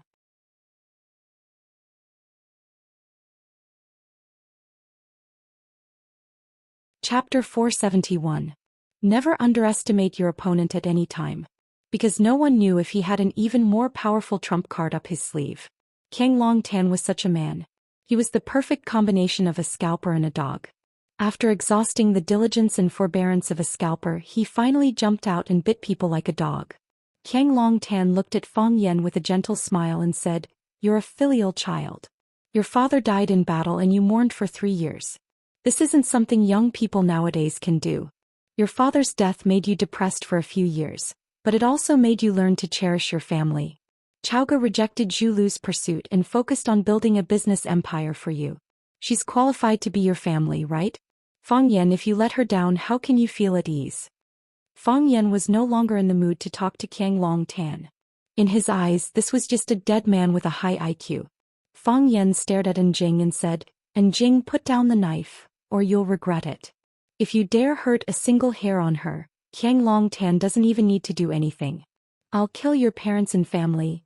Fang Yan's face was filled with murderous intent, like a Shura demon that had just crawled out of hell. "I can't let them go." Jing's eyes were moist and she said with tears, "I can't let them go. If they let my parents go, they'll die, they'll do anything.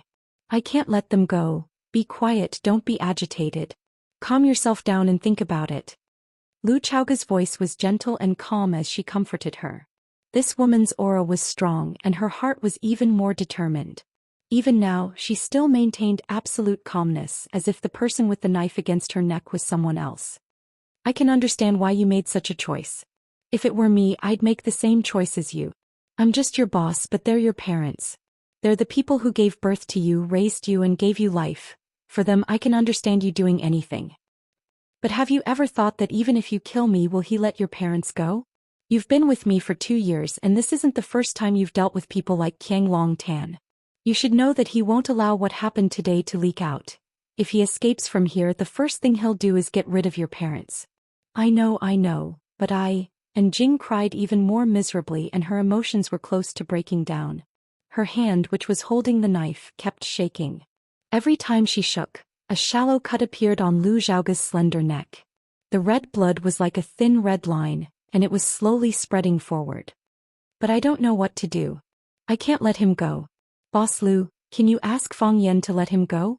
Lu, and Jing, Lu, Don, Lu, but Lu Chaoga sighed and said, "And Jing, don't you understand? Only by keeping him here can your parents and family be safe and have a chance to survive. If you let him go, they will only die. Whether it's for you or for me, we can't let this person go. Boss Lu, I beg you, scram." Fang Yan suddenly shouted harshly. A majestic force sprayed out from his mouth. This kind of extremely penetrating explosive sound almost burst people's eardrums. Just as Jing was about to say something, she suffered the attack of the Daoist mountain strike mantra that contained inner strength and resembled the Buddhist lion's roar. Her mind went blank for a moment and there was a roar in her ears. When the thunder in her ears disappeared and her consciousness returned to normal, she found that she had lost the ability to breathe. His neck was gripped by Fang Yan's hand. His feet were off the ground and he was hung in the air by one of Fang Yan's arms. Jing was completely dumbfounded by Fang Yan's actions. She had no idea what had happened. Just now she had clearly held a knife to Boss Lu's neck. Why was it that in the blink of an eye, her neck was being held in someone's hand? Jing had been following Lu Chaoga and had seen many battles and ambushes, but she still didn't understand what the real underworld was. When everyone spoke, they would naturally focus a portion of their attention on the choice of words and sentences. Otherwise, no one could guarantee that their words had not expressed the meaning they wanted to express. It was the same for Jing.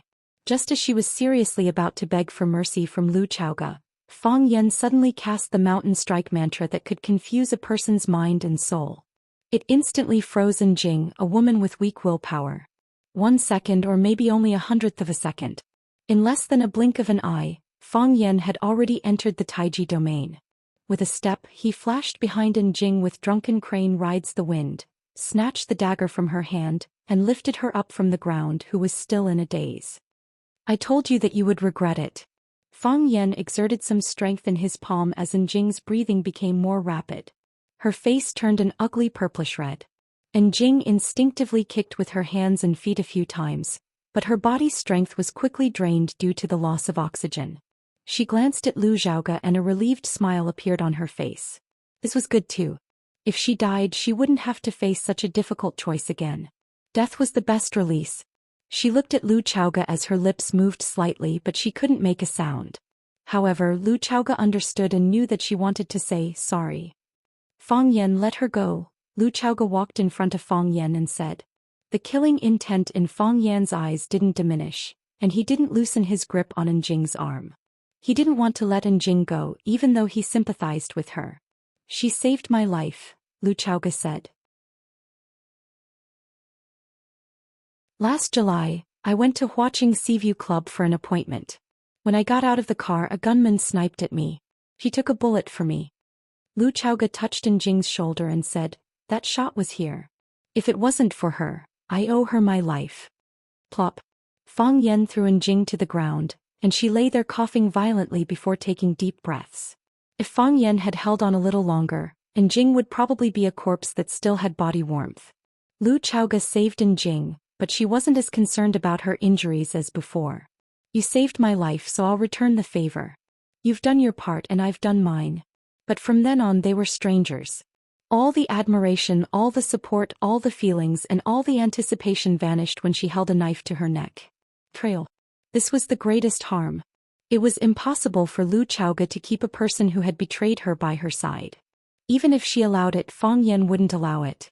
When Qiang Longtan saw how Fang Yan easily broke through his trap and saved Lu Xiaoga, he shook his head and said with a sigh, I've always despised force because I think it's the only choice for people with low intelligence. Now I have to admit that sometimes force is indeed the best way to solve problems. Of the 3,000 great Daoists, only force is undefeatable. I admit defeat. Fang Yan didn't even look at Jiang Zhulu. Instead he walked over and helped Lu Xiaoga out of the room. Because the overgod's body had exploded, and the body was being corroded by the genetic agent. The air inside was filled with a fishy smell and it was unbearable to look at.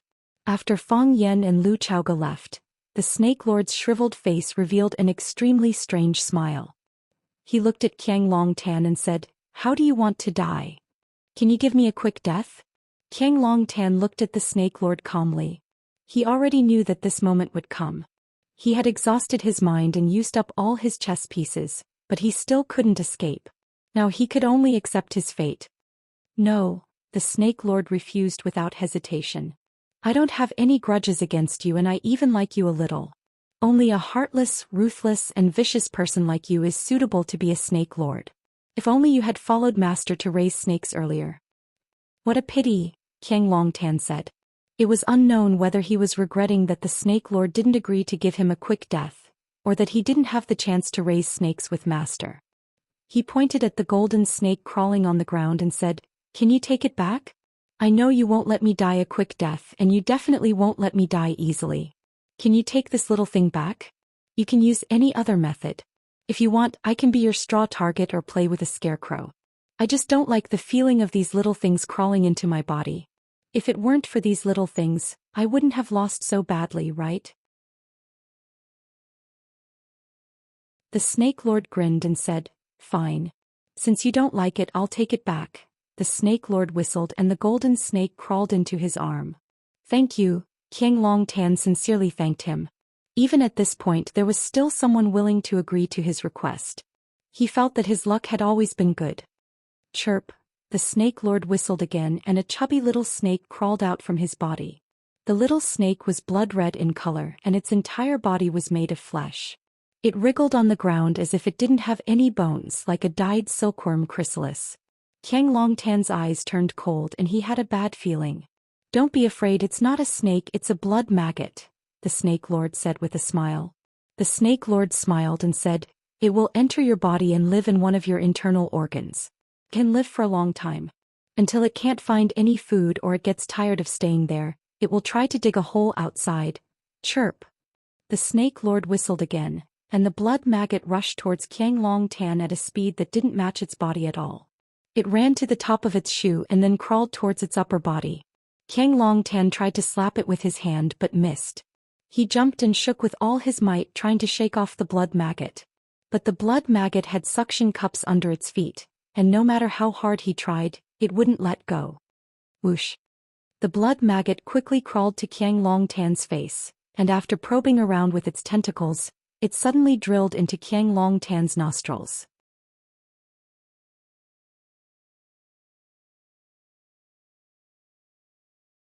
Chapter 472. That soft thing very nimbly went into his nostrils. When Qiang Longtan tried to pull it out with his finger, he found that it had already disappeared. It had already entered his body through his respiratory tract, but he didn't know which organ it had fused into. "Snake Lord, why are you so cruel? Your Shifu died because of Fang Yan, yet you are now obedient to him and willing to be his dog. Are you worthy of your dead Shifu in your own conscience?" Qiang Longtan pointed at the Snake Lord and cursed. "What grudge do we have against each other that you have to ruin me and shame my corpse?"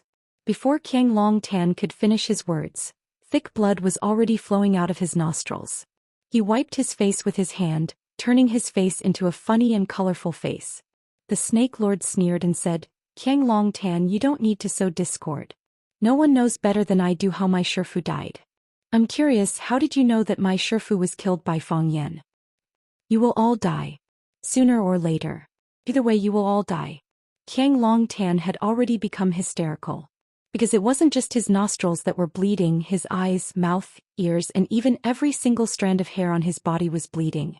His body didn't feel any pain or itch and there was nothing wrong with his organs. But his 7 orifices were bleeding non-stop. This feeling of the unknown was even more terrifying. Qiang Longtan didn't want to endure this kind of torture, so he turned around and ran outside. Instead of being made fun of like a demon, he would rather end his life as soon as possible. Qiang Longtan ran to the deck and jumped into the sea without any hesitation. Flush. The sound of water splashing could be heard as his sinful body sank into the unfathomable depths of the sea. The Snake Lord leisurely followed behind him, stood at the edge of the ship and looked at the turbulent sea, then softly said, "Do you really think jumping down will save you?" No one answered his question. Because Qiang Longtan had disappeared without a trace. "I said I won't give you a quick death and I won't give you a quick death. The blood maggots will corrode your internal organs inside your body, causing you to bleed non-stop. The blood flowing outside will attract a large number of terrifying sharks. The shark at the front will swallow you whole. But your fate isn't over yet. Although you are in the stomach of a shark, the blood maggots are still alive. After it digests, it will escape and enter the shark's body. At the same time, the sharks will suffer the same fate as you. The dead shark will be eaten by more sharks. At that time, which unlucky shark will eat the blood maggot?" The Snake Lord sighed softly and said, "This is the blood maggots that I have been growing for 3 years. After I became a real snake king, I became qualified to raise blood maggots. It was originally prepared for those people. Qiang Longtan, you should first experience the infinite cycle of life and never reincarnate. Fate." The Snake Lord looked at the sea in the distance and said, "I think you will like this new and vicious thing. Because you are all the same bad people." The sea shrouded in the night was like a mysterious and boundless dark magic mirror. There was not much beauty in it, only the rolling black water and the whistling cold wind. Because it was too big, it was easy to make people feel powerless and afraid. It seemed that if they were not careful, they would be swallowed up together with the ship, and never have the chance to turn over and go ashore. Although it was cold, the air on the deck was much more comfortable than in the cabin. Lu Chaoga took off her coat and covered the driver's face. Fang Yan took off his outer robe and put it on Lu Chaoga. Lu Chaoga refused and said, "I am not cold." "Put it on," Fang Yan said. He knew that when Lu Chaoga said she was not cold, she was worried that he would be cold. This woman always wanted to take care of others out of habit. This kind of small barbarism would not make a woman feel disgusted. On the contrary, it would make a woman feel warm and protected. Lu Chaoga grabbed the front of her coat with both hands to prevent it from being blown away by the sea wind and said, "Qiang Long Tan, don't mention Qiang Long Tan again. We don't know Qiang Long Tan and we have never seen Qiang Long Tan. None of this has anything to do with us. You were kidnapped and it was Jiang Fengxing who killed you." Lu Chaoga said with a worried expression, "Are you ready? Are you really going to declare war on the Jiang family?" Lu Chaoga was also a smart person. Fang Yan did not kill Jiang Fengxing, so he naturally wanted to squeeze every last drop of profit from this important person of the Jiang family. He would make the Jiang family pay for this kidnapping. As for the Jiang family, they no longer had the right to pay. After Qiang Long Tan died, the Jiang family, which used to be one of the 4 big families in Huaqing, completely collapsed. The Longtu group was a big fat piece of meat, but not everyone had the right to take a bite. This would depend on the game between Fang Yan and the Jiang family. This man was taking 1 step and looking 3 steps ahead. His thoughts were becoming more and more meticulous. "It's not that I want to declare war on the Jiang family, it's that the Jiang family has already declared war on me," Fang Yan said with a smile.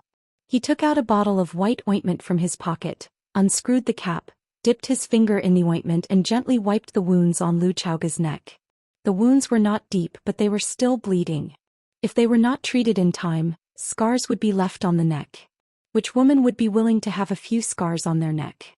When Fang Yan's finger touched Lu Xiaoga's wound, Lu Xiaoga let out a soft "hmm." His body trembled slightly as if he would fall at any time. Fang Yan's finger touched Lu Xiaoga's wound. "What's wrong?" Fang Yan asked. "Does it hurt?" "It doesn't." Lu Chaoga's cheeks were slightly red. She thought that it was fortunate that it was dark, so Fang Yan might not be able to see clearly. "It's just a little itchy, I'm not used to it, I say," Fang Yan said. He used the finger that was stained with ointment to carefully wipe Lu Chaoga's neck. Lu Chaoga also raised her head high, her slender neck perfectly presented in front of Fang Yan's eyes. She did not look at Fang Yan's eyes, but looked at the vast and dark sea where nothing could be seen. "This is not the golden chrysalis skin nourishing powder, it's the snow snake ointment I got from my friend. The effect of snow snake is not worse than the golden chrysalis, it's just too hard to find." Fang Yan applied it to all the wounds on Lu Chaoga's neck, then put the half bottle of snow snake ointment in Lu Chaoga's hand and said, "You keep this bottle. If there were any bumps, he would immediately apply a layer of it. After the wound is healed, there will not be any scars left, and the skin will be smooth and shiny, just like the skin of the snow snake." Lu Chaoga refused and pushed the snow snake ointment to Fang Yan's hand. "It's too expensive. I can't take it." Lu Chaoga said. "You gave your life to me and I'll give you a bottle of snow snake ointment. What is it worth?" Fang Yan said strangely. When did this woman become so wishy-washy? She was not the kind of woman who would put a bottle of snow snake ointment in her eyes. "I think," Lu Chaoga's gaze swept to the distant sea and said, "maybe your technique is more professional. If you help me apply it, the effect might be better." Fang Yan was stunned for a while, then put the snow snake ointment back into his pocket and said, "That makes sense." Lu Chaoga let out a sigh of relief. Fang Yan didn't refuse, this was something to be happy about. She was willing to pay, but Fang Yan might not be willing to accept. Sometimes there were too many scoundrels in life. "Your face is red," Fang Yan said. Lu Chaoga was a bit annoyed. This guy, he must be doing it on purpose. Fang Yan suddenly reached out and pulled Lu Xiaoga into his embrace. He said emotionally, "You don't know how worried I was when I found out that you were kidnapped. Jiang Zhulu was sitting across from me at the time, and I had the urge to tear him apart. I was too scared that the people I cared about would leave me. The feeling of not being able to see you again in this life is too terrifying. Just thinking about it makes me feel cold all over and despair seep into my bones. I really can't imagine what kind of crazy things I'll do if you don't come back. Chaoga, I apologize. I admit, ever since you hid the truth from me about your aunt, I've been on guard against you. I wanted to get close to you, but there was always a barrier in my heart." "I know." Lu Chaoga lay in Fang Yan's arms tiredly and said, "I could feel it. All the responsibility was on me, so I never felt wronged. But later, Later you sacrificed so much for me. I left for 3 years and you held on for 3 years. I mourned for 3 years and you worked hard for 3 years. I thought about it peacefully for 3 years and you fought openly and secretly for 3 years. This kidnapping was just a continuation of the previous traps. I thought if it wasn't this time, if it was the previous time, if it was any other time in the past 3 years. If I wasn't there at that time, if you were kidnapped, would I be the biggest sinner? Something happened to you. How could I be worthy of what you've done for me? How could I live up to my own conscience? Fang Yan, this is something I'm willing to do. It's also the only thing I can do. I said that I would bring Chaoyan technology to a higher level and I want the whole world to look up to you. If a man wants to fight on the battlefield, a woman will choose a good horse with a golden saddle and sew an indestructible armor for him. Chaoyan is your strongest armor. Fang Yan hugged Lu Chaoga tightly and said, I won't let anyone hurt you anymore. I promise. Because Fang Yan hugged her too tightly, Lu Chaoga felt that she couldn't breathe properly and was about to suffocate. But she was really greedy for this feeling of being protected.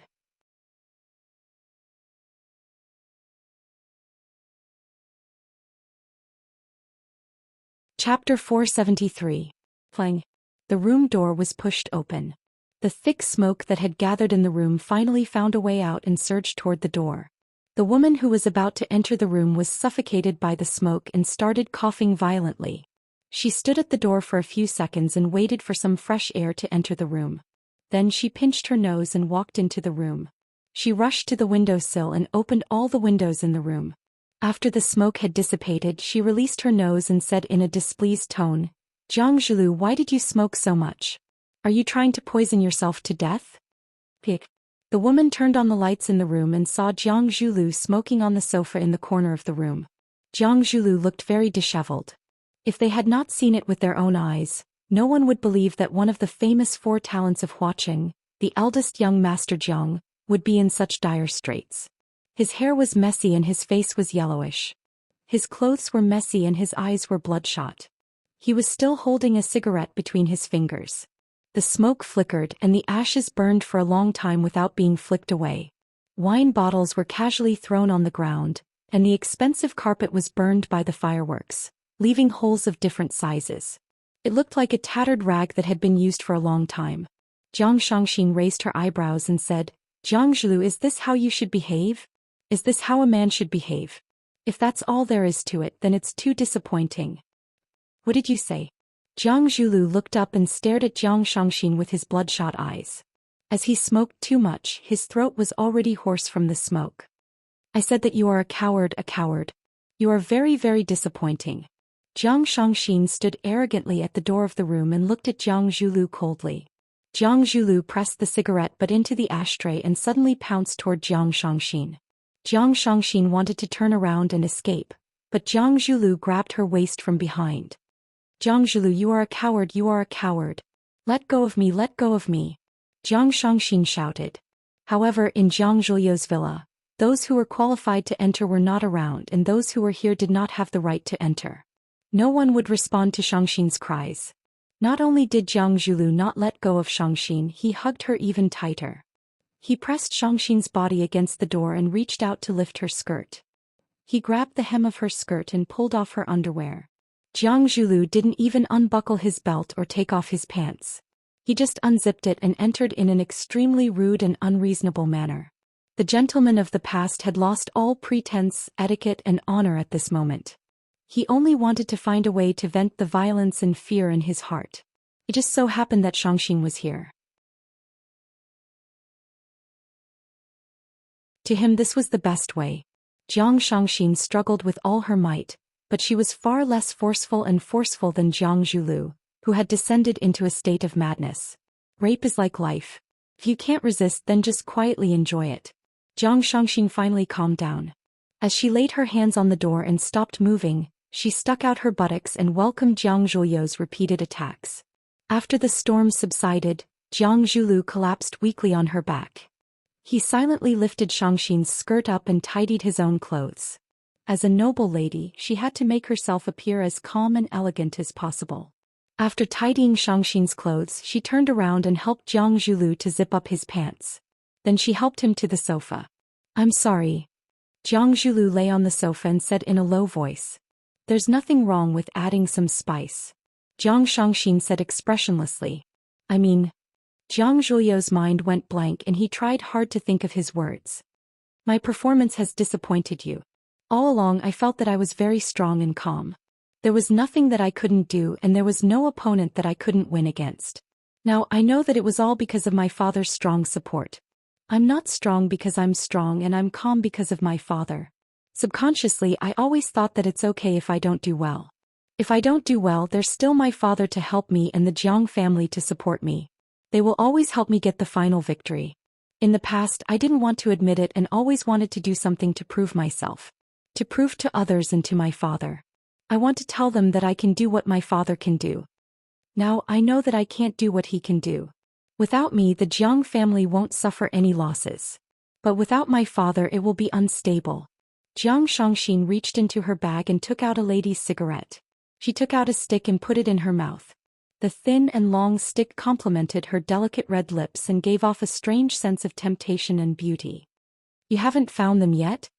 Jiang Xianxin puffed out a mouthful of smoke and asked. Oh. Jiang Zhulu shook his head.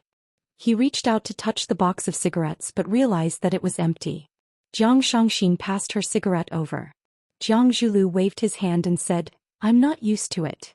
My father hasn't been found either. Jiang Xianxin said. Jiang Zhuo's face was full of worry and he said, Where do you think they went? Did they leave alone or together? Why did they leave so secretly and in such a hurry? Why didn't they say anything when they left?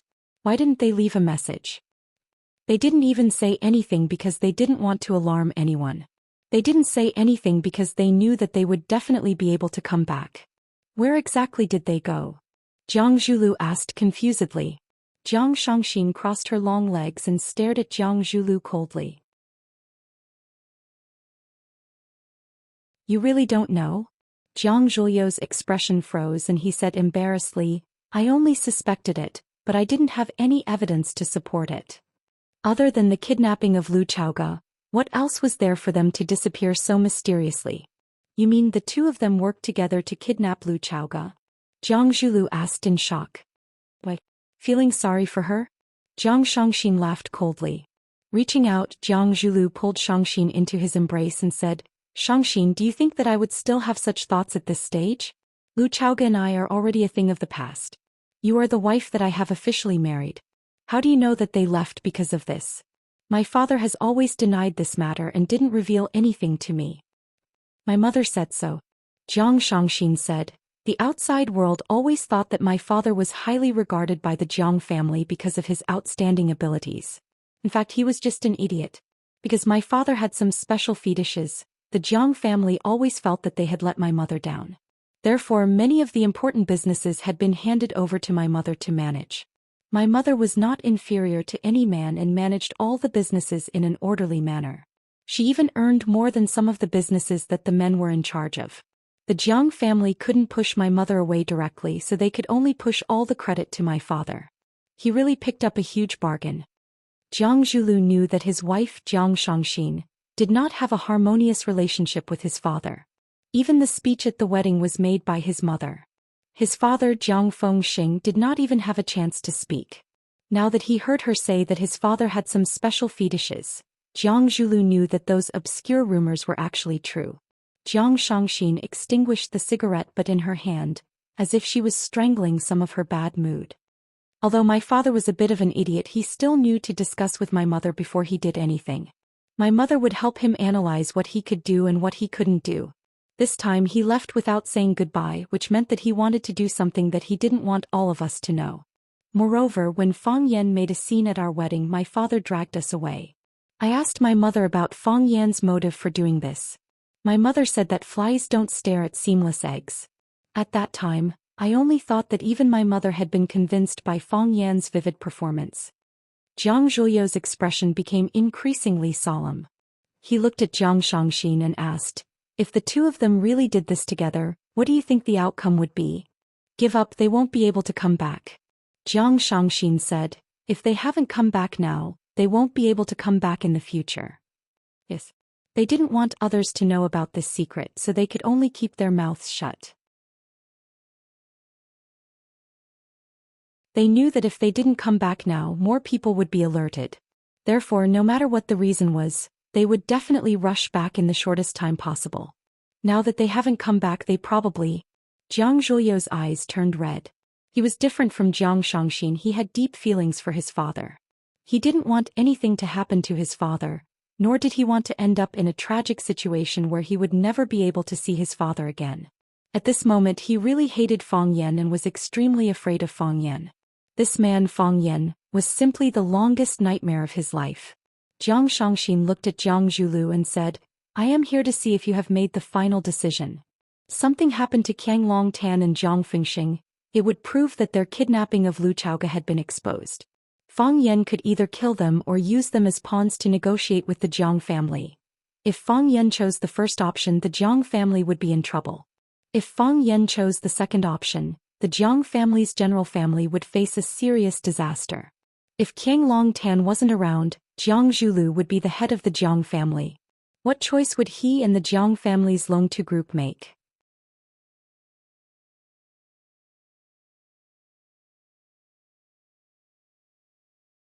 Chapter 474. The so-called final decision was that the situation was not right and they needed to make early preparations. Although Jiang Zhulu was feeling uneasy because of his father's disappearance, he was not a person who liked to drag things out. He got up from the sofa and walked to his desk. He took out a document from the desk drawer and handed it to Jiang Shangxin. Sign here.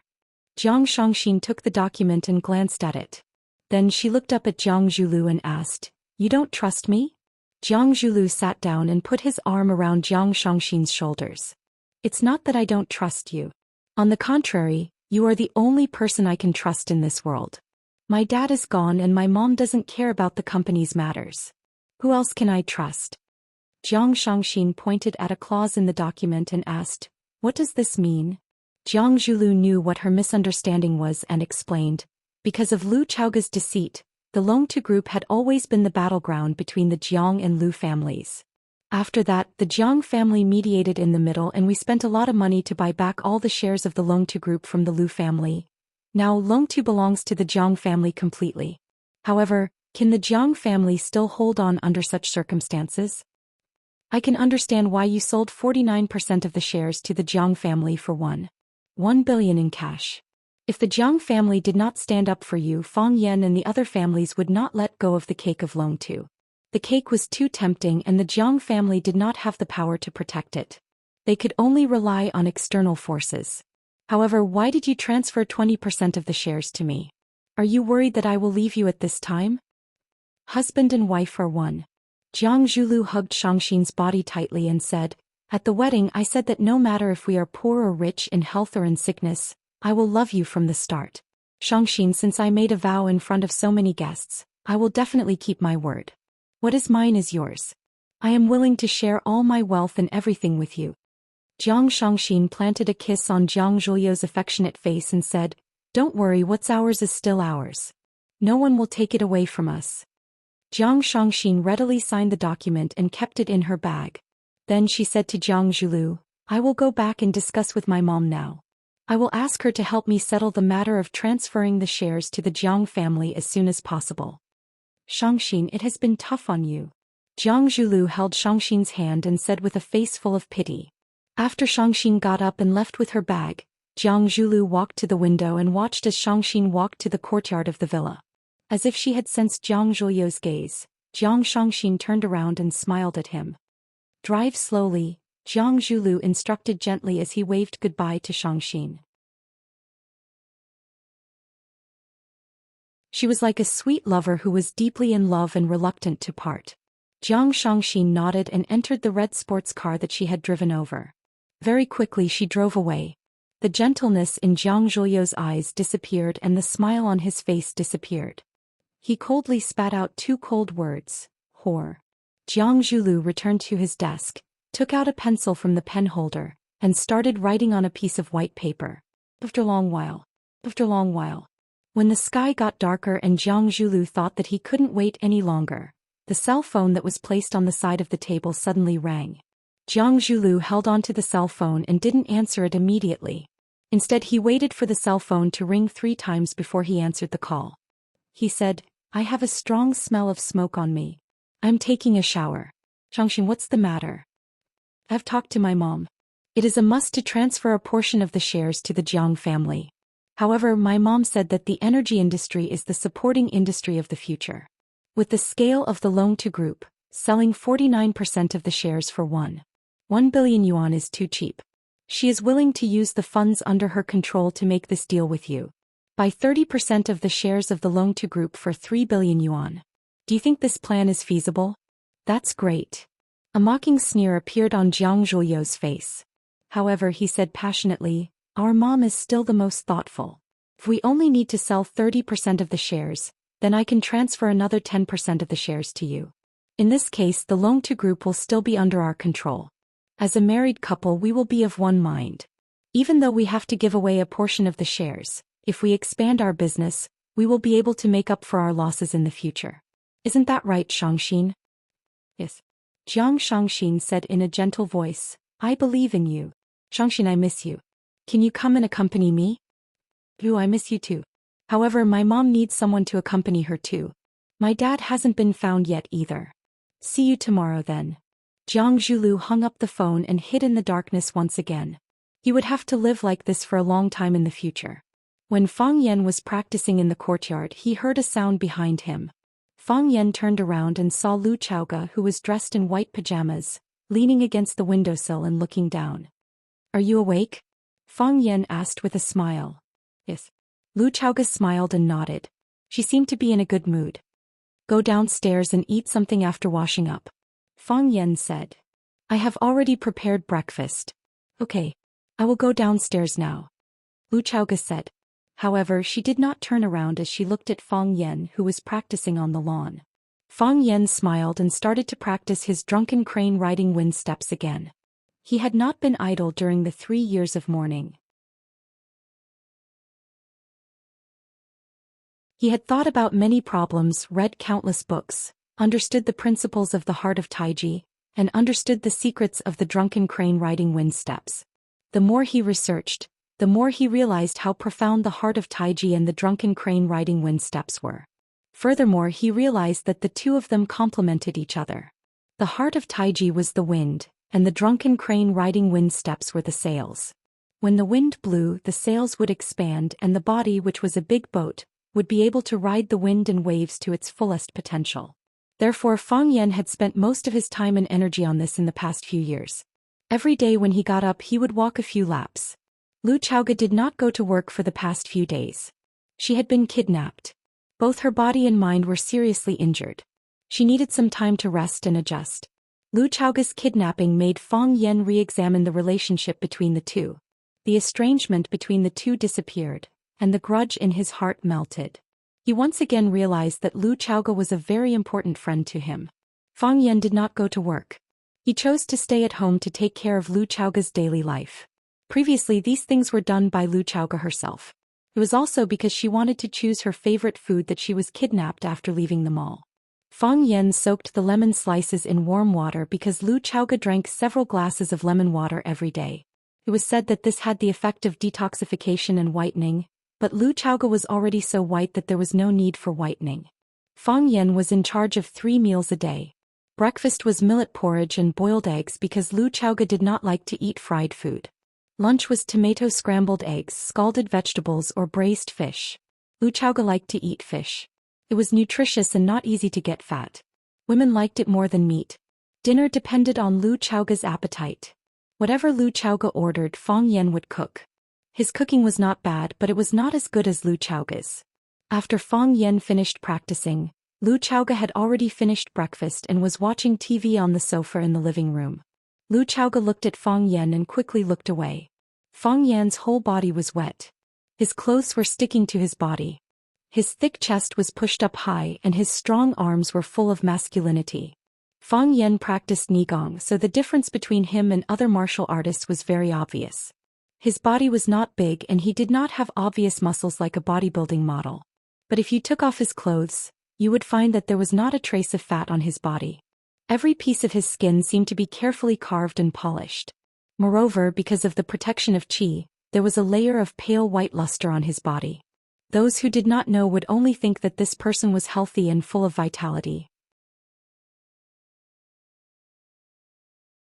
But those who knew would understand that this person was overflowing with divine light and was certainly not a villager. For Lu Chaoge, Fang Yan's outfit was a little tempting. "I will take a shower and then accompany you to the yard for a walk," Fang Yan said. "Okay." Lu Chaoge nodded her head and agreed. Fang Yan took a shower and went downstairs. When he was about to take Lu Chaoge for a walk in the neighborhood, he realized that there were guests at home. Jiang Xianxin, Jiang Zhuoyou's fiancé. The Jiang family, or rather the Jiang family, had finally come knocking. Lu Chaoge was still watching the television and had no intention of talking to Jiang Xianxin. Jiang Xianxin sat on the sofa and drank tea. Her eyes were also fixed on the television screen as if the program was very tempting. When she saw Fang Yan coming downstairs, Jiang Xianxin put down the teacup in her hand and stood up. She said, "Mr. Fang, I want to talk to you." Fang Yan looked at Jiang Xianxin and asked, "What do you want to talk about?" "About Miss Lu," Jiang Xianxin said. Fang Yan looked at Lu Chaoge and smiled. "She is very good, there is no need to talk about it." "Then let's talk about those bad people." Jiang Xianxin looked at Fang Yan stubbornly and continued. Fang Yan's eyes turned cold.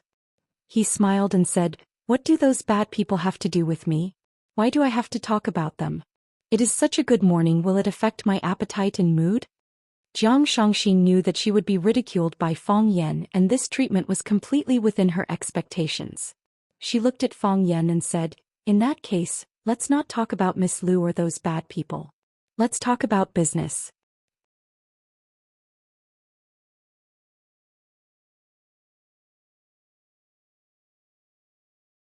Chapter 475. Business. Fang Yan laughed. "We can talk about this.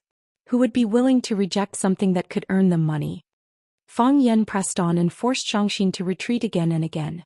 Jiang Xianxin wanted to talk about Lu Chaoge because she wanted to talk to Fang Yan about the ending of the kidnapping incident. Fang Yan said that Lu Chaoge was safe and sound and there was no need to talk about it. If Lu Chaoge was safe, Fang Yan would have the upper hand in the negotiation. Jiang Xianxin could only talk about the fate of the bad people because those bad people were her father and father-in-law. Fang Yan could not care less, but she could not. Fang Yan still refused and said that talking about those bad people would affect his appetite and mood. In that case, Jiang Xianxin could only erase her father and father-in-law and make them a deal. Yes, the two lives of Jiang Fingxing and Qiang Longtan were the contents of their deal. How humiliating and how helpless he was. This Fang Yan really did not want to save any face for the Jiang family and the Jiang family. Jiang Xianxin looked at Fang Yan and asked, "Name a price." Fang Yan walked to Lu Zhaoge's side and sat down. Leaning back slightly, he crossed his legs and looked at Jiang Xianxin, who was standing in front of him. He said, "There are no outsiders in the house, why don't you speak more clearly? My emotional quotient is high, but my intelligence is not. I can't understand what you are saying at all, and I will think that you are insulting me." Fang Yan.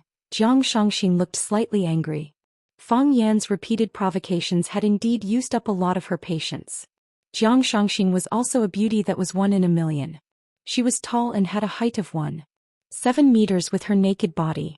Her 2 slender and well-proportioned legs could instantly attract all the men's attention. She was beautiful and looked very much like a celebrity who was popular across the 3 provinces. She was slightly thinner and looked a little frail.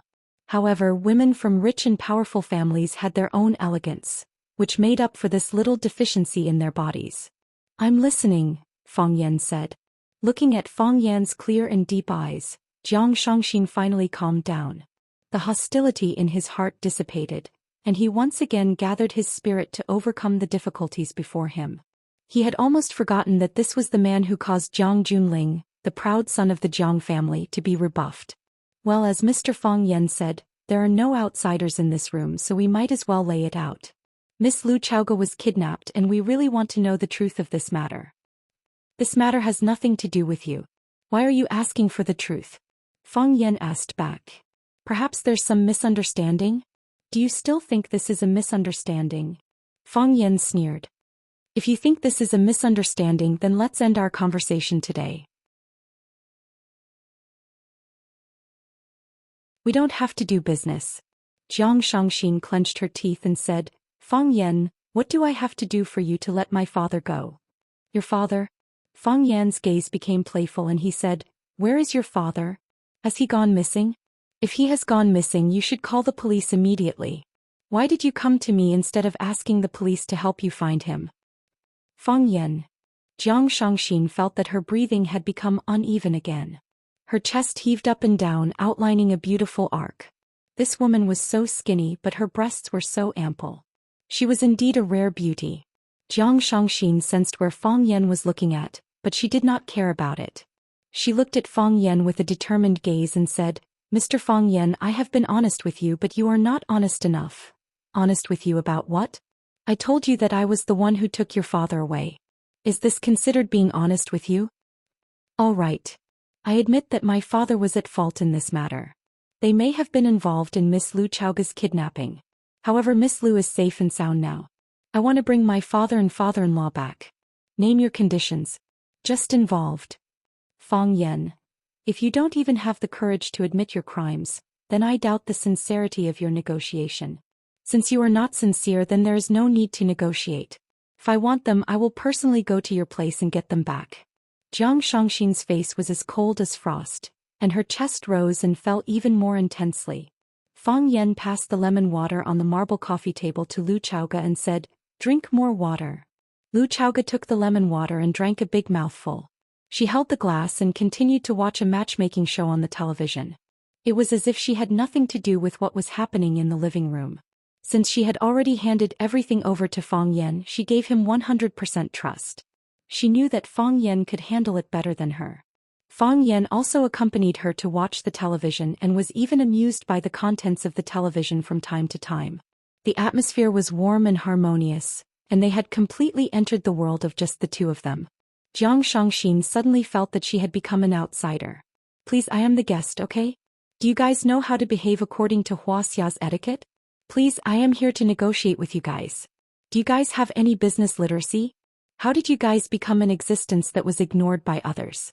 Xianxia walked straight to Fang Yan, stared into Fang Yan's eyes and said, Fang Yan, I want to bring them away today. Who? My father Jiang Fingxing and my father-in-law Qianglong Tan. Bring them away then. What has it got to do with me? They are in your hands. Fang Yan looked a little unhappy and said, Why do you say that they are in my hands? I have never seen them. Fang Yan, I apologize to you. I also sincerely apologize to Miss Lu Chaoga. I know that they are the masterminds behind the kidnapping of Miss Lu Chaoga. They have done something that is morally and legally unforgivable. They are sinners, but they are still my family. I hope that I can bring them back. You can state a condition that you are satisfied with. Please believe in our sincerity. I believe you this time. Fang Yan smiled and said. He took out a voice recorder from his pocket and pressed the play button on it. Fang Yan and Xianxia's conversation immediately sounded from the recording. From the beginning to the end, every word was recorded clearly. Fang Yan had forced her time and time again to tell the truth. When Xianxia saw Fang Yan take out the voice recorder, there was no surprise or fear on her face. Obviously, she had expected such a thing to happen. Xianxia looked at Fang Yan, who was playing with the recording pen excitedly, and said, Since I'm here, I'm already prepared to bear all the mistakes. This thing won't be of much use anyway. If you admit to your crimes, this thing will not be of much use. If you do not admit to your mistakes, this thing will be of great use. I will get someone to post it on the internet and let the netizens all over the world download it for free. What do you think of this idea? Fang Yan, we can talk about the terms of cooperation. Xianxia said. She was not worried that Fang Yan would really throw the voice recorder on the internet. This was not beneficial to her side, but what good would it do to him? Fang Yan kept the voice recorder and looked at Xianxia. It is a good thing that you have the courage to stand up and admit your mistakes on behalf of your elders. However, there are some discrepancies between the truth and what you think. Xianxia's heart skipped a beat and she asked anxiously, What discrepancies? Fang Yan patted Lu Chaoga's shoulder and said in an unfriendly tone, Chaoga was indeed kidnapped by your relatives, but there is only one person who conspired to kidnap Chaoga, and that is your father Jiang Fingxing. As for Qianglong Tan, I have never seen him before. I don't know where he went either. Why don't you get someone to look for him again? Xianxia's eyes turned cold and she said, Fang Yan, did you kill him? Murder is against the law, how could I do such a thing? Fang Yan hurriedly denied it. Even if I feel that he deserves to die 1,000 times or 10,000 times, I will never do something like that to silence him. How ruthless. Zhang Xianxia sneered and said. You hated Qiang Longtan, or rather you were afraid of Qiang Longtan, so you simply killed him and put an end to everything. Then you pushed the responsibility of his death onto the living. For example, my father, am I right? Qiang Longtan's life doesn't mean much to me. His death wouldn't have any effect on me. Of course, from a personal point of view, this is a very satisfying thing. If I know which hero did it, I will definitely treat him to a drink. Ask him later if it was your father who did it. If it was him, I will treat him to a drink too. The old master is doing good for the people and he is doing good for the Jiang family. This is what the Jiang family lacks. Zhang Xianxia suppressed the anger in her and said, we admit that we kidnapped Miss Lu Chaoga. We will also admit to Qiang Longtan's death if there is a need. Our only request is to take my father away. Zhang Xianxia wasn't stupid and neither was the Jiang family. Since they had already determined that Jiang Fingxing and Qiang Longtan were the masterminds behind the kidnapping of Lu Chaoga, and now that Lu Chaoga and Fang Yan had returned safely, it proved that the two unlucky fellows had been controlled by someone else. What kind of evidence was better than a living witness? As long as Feng Xing and Qiang Longtan were in Fang Yan's hands, Fang Yan would always have the right to speak and take the initiative. Jiang Fingxing and Qiang Longtan were like two whips in his hands, and whenever he was in a bad mood he would whip them in their faces. The feeling of being beaten up passively was too uncomfortable. Furthermore, they knew Fang Yan too well. They knew that he was ruthless, vicious, and would not play by the rules. He would not give the Jiang family or the Jiang family any face. Since that was the case, they might as well take the initiative and take the hostages back from Fang Yan's hands. Since they had to negotiate, it was better to talk earlier than later. Problems had to be solved, and it was better to solve them earlier than later. Fang Yan looked at Zhang Xianxia and said, since you are so sincere, give me 30% of the shares of Long2 Group.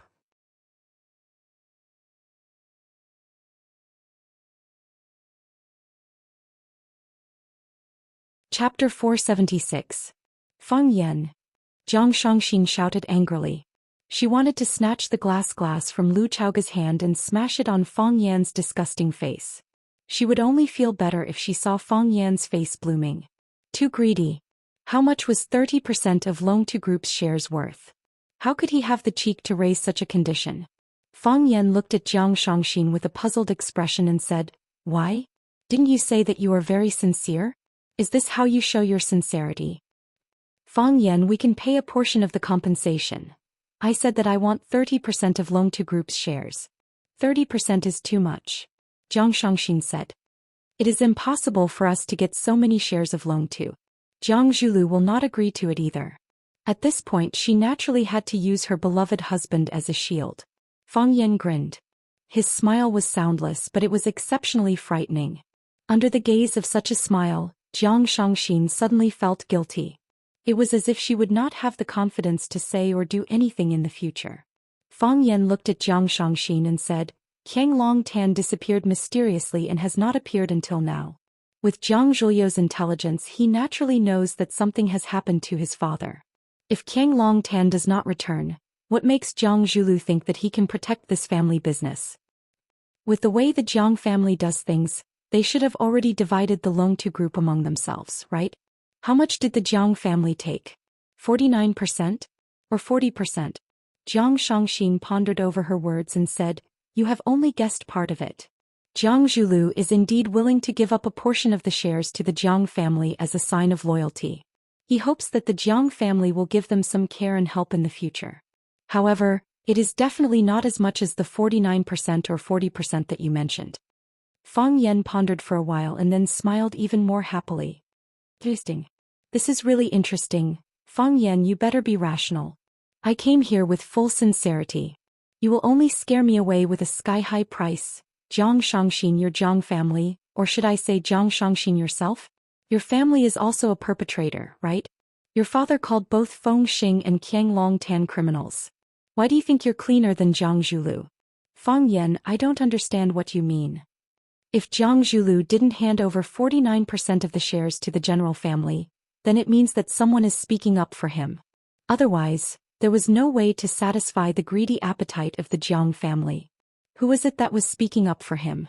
This person is self-explanatory, right? Jiang Xianxia, your father is also a kidnapper and a murderer. You didn't get a lesson or punishment, but you want to profit from it. If I'm not wrong, Jiang Zhulu will transfer more than half of his shares to your name, right? Jiang Xianxia remained silent. Jiang Zhulu had indeed done such a thing. Qiang Longtan and Jiang Zhulu owned 100% of the shares of the Longtu Group.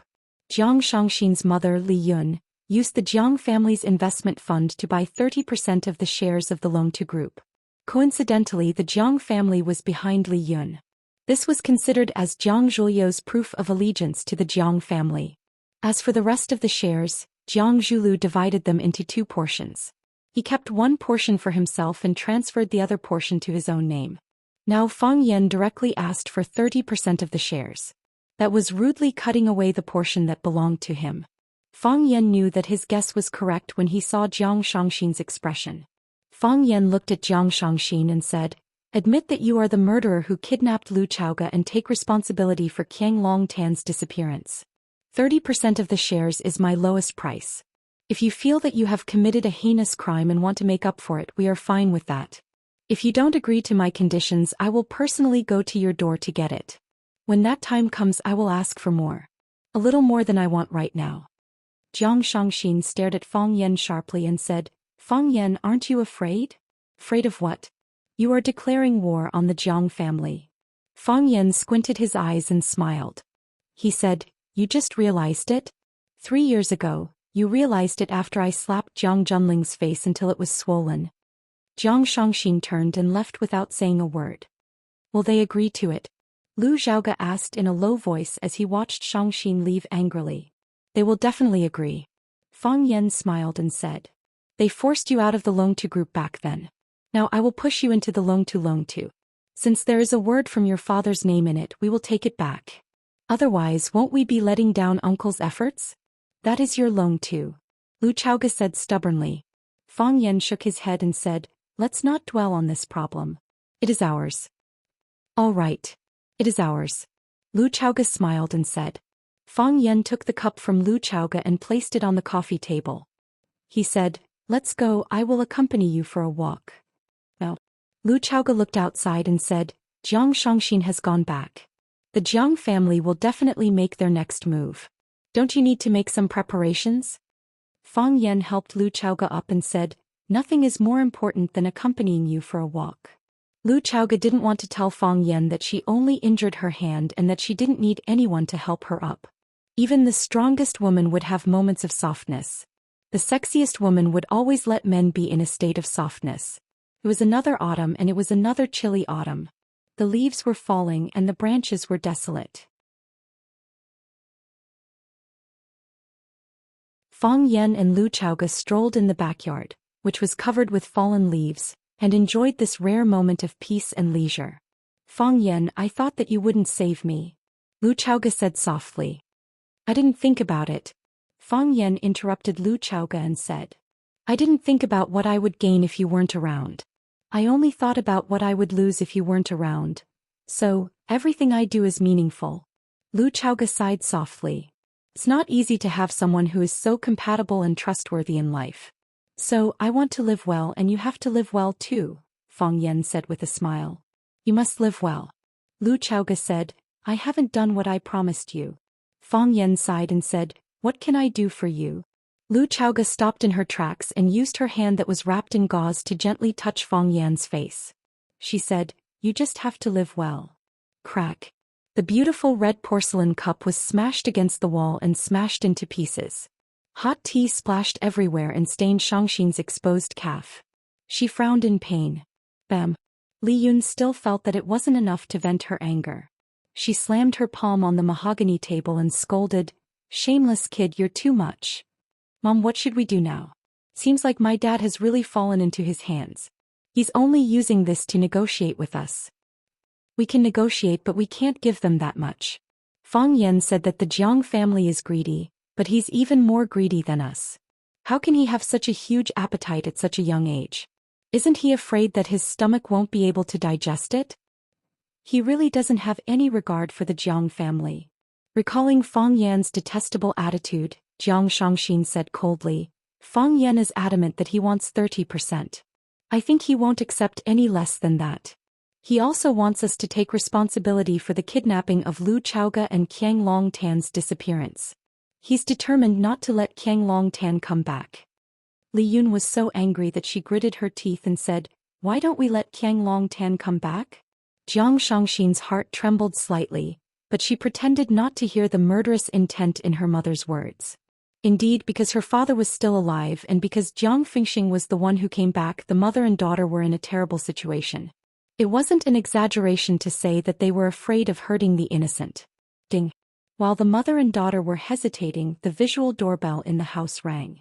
Jiang Shangxin walked over to take a look. She turned around and said to her mother with an embarrassed expression, Jiang Junling is here. Why is he here at this time? Li Yun was secretly resentful and said, What else could it be? The Jiang family just doesn't trust us. Jiang Shangxin was extremely sad. This was the sad thing about women. When the news of Fengxing's accident was sent back to the Jiang family, they immediately sent important people over to keep an eye on him. Although they were also members of the Jiang family, the ones who had the final say in the Jiang family were the sons and grandsons of old Master Jiang. Women. In their eyes, they were just tools for bearing children. Jiang Shangxin looked at her mother and asked, What should we do now? We haven't decided yet. We will follow Jiang Junling's decision. Li Yun said quickly, Open the door. Jiang Shangxin pressed on the doorbell and smiled. Cousin, why did you come to Huaqing all of a sudden? Jiang Junling still looked calm and said, I was busy with some matters a few days ago, so I couldn't make it to Shangxin's wedding in time. I'm busy now, but I have to come over to give my blessings in person. Thank you, cousin. Jiang Shangxin said with a smile. I'll pick you up. She pressed the button to end the call and went to welcome Jiang Junling, who had rushed over from Yanjing with her mother Li Yun. There were a few cars parked at the entrance of the villa. Jiang Junling stood in front of the metal gate, and a large number of men in black surrounded him. Jiang Junling was extremely cautious during this trip, and the security was upgraded to the highest level.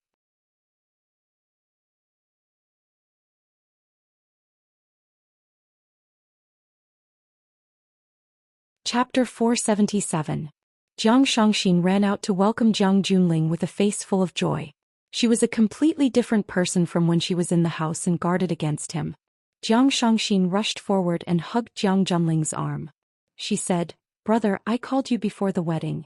You said that you couldn't make it because you had something on. You don't know how sad I was when I heard that. Ever since we were young, our relationship has always been the best. How regretful would it be if you didn't attend such a big event like my wedding? Do you know that? I hid in my room and cried for half an hour. Now that you're finally here, I'm so happy. Jiang Shangxin reached out to Jiang Junling and said, Brother, where's the present? Don't tell me you didn't bring me a present. At this moment, Jiang Shangxin was just a little sister who was acting coquettishly and asking for a present from her brother. Every woman born in a rich and powerful family was born to be an actress.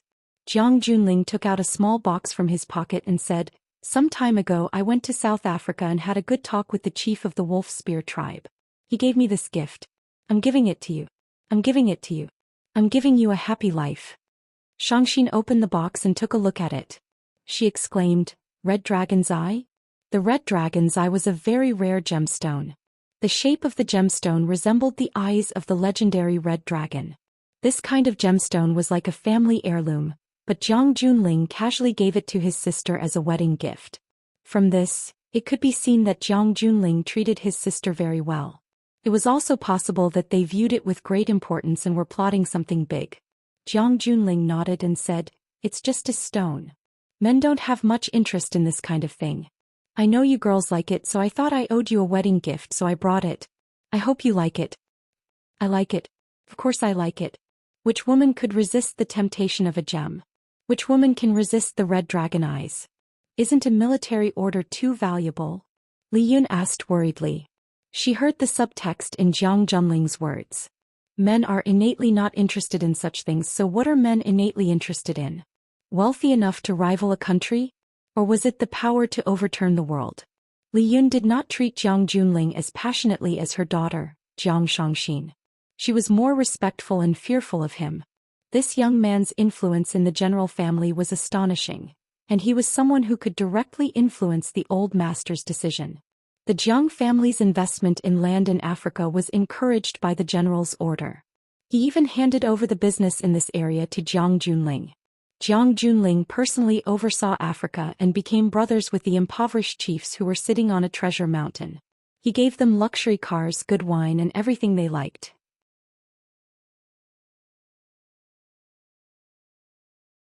The result of catering to their needs was that they were able to bring back carts after carts of their precious ores.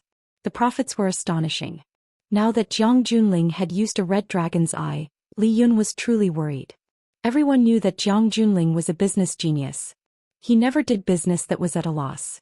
What did he want to take from them this time? Beauty. Li Yun's body was a little restless at the thought of this. However, she was very clear that with Jiang Junling's self-discipline and strictness, he really would not do anything too crazy. Jiang Junling took a look at Li Yun and smiled. "Auntie, it's all right. We are all a family." The rest of the people stood guard outside. Jiang Junling followed Li Yun and Jiang Shangxin into the house. Shangxin personally brewed a cup of Mount Junshan silver needles and placed it in front of Jiang Junling. She knew that Jiang Junling liked this tea. Then she sat beside Jiang Junling as if she was Jiang Junling's wife and not Jiang Zhuoyou's wife. Jiang Junling looked at Li Yun and asked, "Auntie, how is the situation? Is there any news from fourth uncle?" Li Yun's face was full of worry.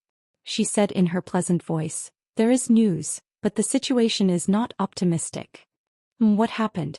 Tell me about it. I happen to be in Huaqing, I might be able to help," Jiang Junling said in a low voice. "We are all a family, we can't let outsiders bully us." Jiang Fengxing, this bastard, he actually wanted to kidnap Lu Chaoga with Qiang Longtan.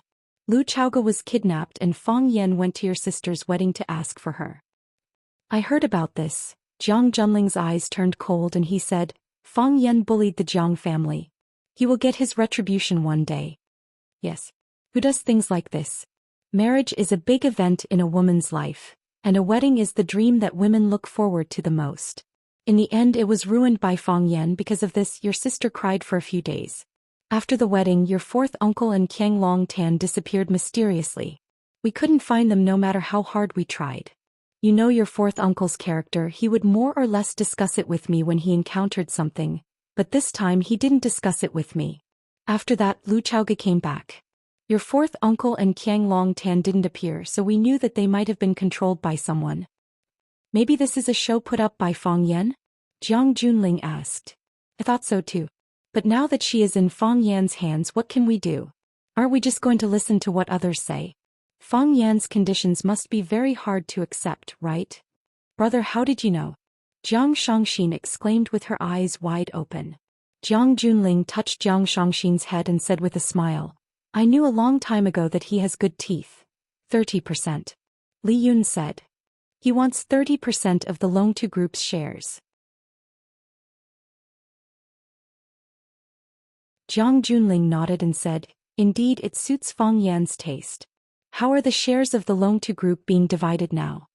Li Yun didn't respond to Jiang Shangxin's gaze. She only looked at Jiang Junling sincerely and said with a smile, Zhu Lu is also tactful and is willing to transfer 49% of the shares to the Jiang family. But I thought that since his father is gone and they still have to live in the future, I made the decision to only ask for 30% of the shares. You have a good relationship with Shangxin. Can you speak up for Shangxin on this matter? Jiang Junling agreed with a smile and said, As an elder brother, I will not shirk from this matter. How can an elder brother and younger sister fight over the assets? Since Aunt has already thought of the distribution plan, then let's do it this way. Brother, thank you. Jiang Shangxin thanked him happily. But now Fang Yan wants 30% of the shares. It's a huge sum. Are we going to give it to him or not? Jiang Junling didn't answer this question. Instead, he picked up the teacup in front of him and savored the fragrance of the Laojun tea. Jiang Junling didn't speak, so Li Yun and Jiang Shangxin didn't speak either. The house fell into silence. What do you think, Aunt? Jiang Junling looked up at Li Yun and asked. I haven't thought about it yet. I'm anxious. Luckily the military order came. Li Yun looked at Jiang Shangxin and said with a smile, we will listen to the military order and make the decision. Jiang Junling held the teacup in his hands and muttered for a while, we still have to save them. How could a general abandon his own family? We will be laughed at if word gets out. I understand. Li Yun said. Then I will ask Zhu Lu to take out some shares? I will talk to him. Jiang Junling said. He put down the teacup and said, I will go out for a walk and meet my old friends in Huacheng. Military order, take care of your safety. Li Yun reminded him from behind. Jiang Junling stopped in his tracks and turned to look at Li Yun. He said, is there any place that the Jiang family can't go? Li Yun smiled and nodded. Of course. However, it's always good to take care of your safety. You are the lifeblood of the Jiang family. Even a scratch on your skin would be an earth-shattering event. Jiang Junling smiled and said, and you have to take care of your health too. Don't worry, I will definitely bring forth uncle back. I believe in the military order. Li Yun said gratefully. Jiang Junling got into the car and left. Jiang Shangxin only walked to her mother when the convoy was far away and couldn't be seen. She asked, Mom, can he really bring my father back? Who can guess what he is thinking? Li Yun let out a heavy sigh. When facing the general's order, the other party gave her an immense pressure. She felt that it was hard to breathe. Seeing her mother's greedy breathing, Jiang Shangxin smiled and said, he is getting scarier. In the past there were still traces of him. Now I don't know what he is thinking. That Fang Yan is really a weirdo. How could he force someone to such an extent? Let's wait and watch the show. Li Yun said calmly. Didn't he fly to Huacheng at this point in time to regain the face that he lost 3 years ago? Are we really going to let Zhu Lu take out another 30% of the shares? If we give 30% to the Jiang family and another 30% to Fang Yan, how much will we get? Li Yun hugged her daughter's shoulders and said, things have changed. We will not get involved. As long as you and Jiang Zhulu are still together, what is yours will still be yours in the future. Mom, I know. Jiang Shangxin hugged her mother's arm tightly and said. But how did the Longtu group fall apart? It is really hard to predict who will end up with it in the future. Sai Qianglong Tan has always been smart, but he turned the tables on this matter. If I had known earlier, I would have stopped you from marrying Jiang Zhulu. There were so many twists and turns in this marriage. In the future, Jiang Shangxin hugged her mother's shoulders and said, Mom, women like us. How can there be happiness? For some reason, the image of Fang Yan passing lemonade to Lu Chaoga and the two of them snuggling together to watch a matchmaking show suddenly appeared in Jiang Shangxin's mind. The most romantic thing I can think of is to grow old with you. Has Lu Chaoga found the happiness that she wants? Jiang Shangxin started to be jealous of Lu Chaoga for no reason. We are the same woman. What I don't have, why would you have it?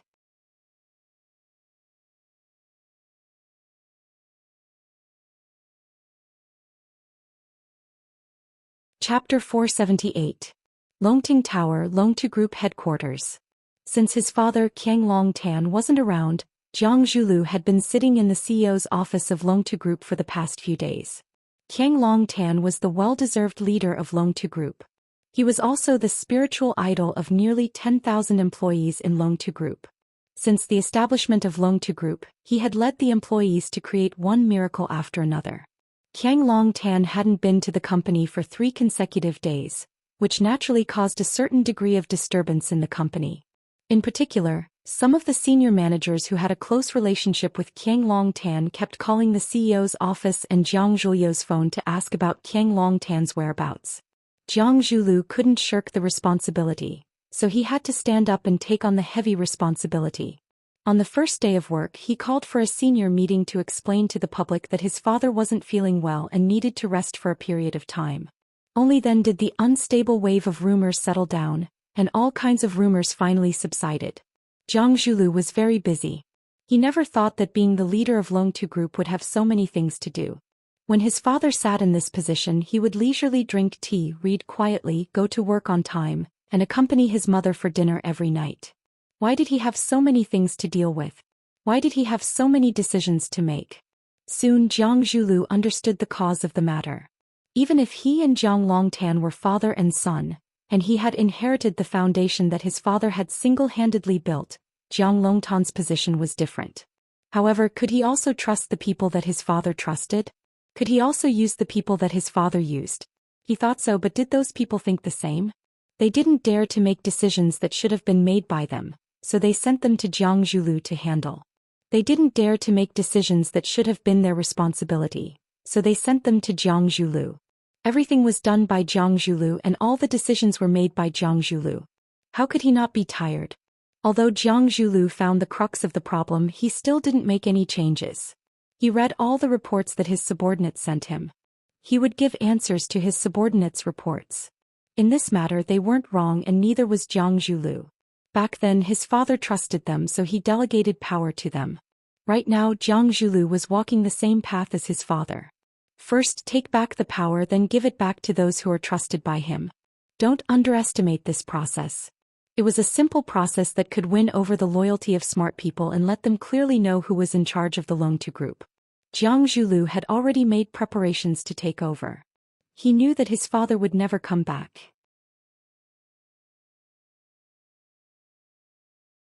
Mr. Jiang Luo Jibin, the head of Jek's research lab, would like to report to you the research direction of Fire Phoenix's second phase. Mr. Kai Mingliang, the chairman of Longxing Company, has come to visit. He wants to talk to Mr. Jiang about the three-phase cooperation. Another Mr. Jiang came to visit. He said he's an old friend of yours. Wait.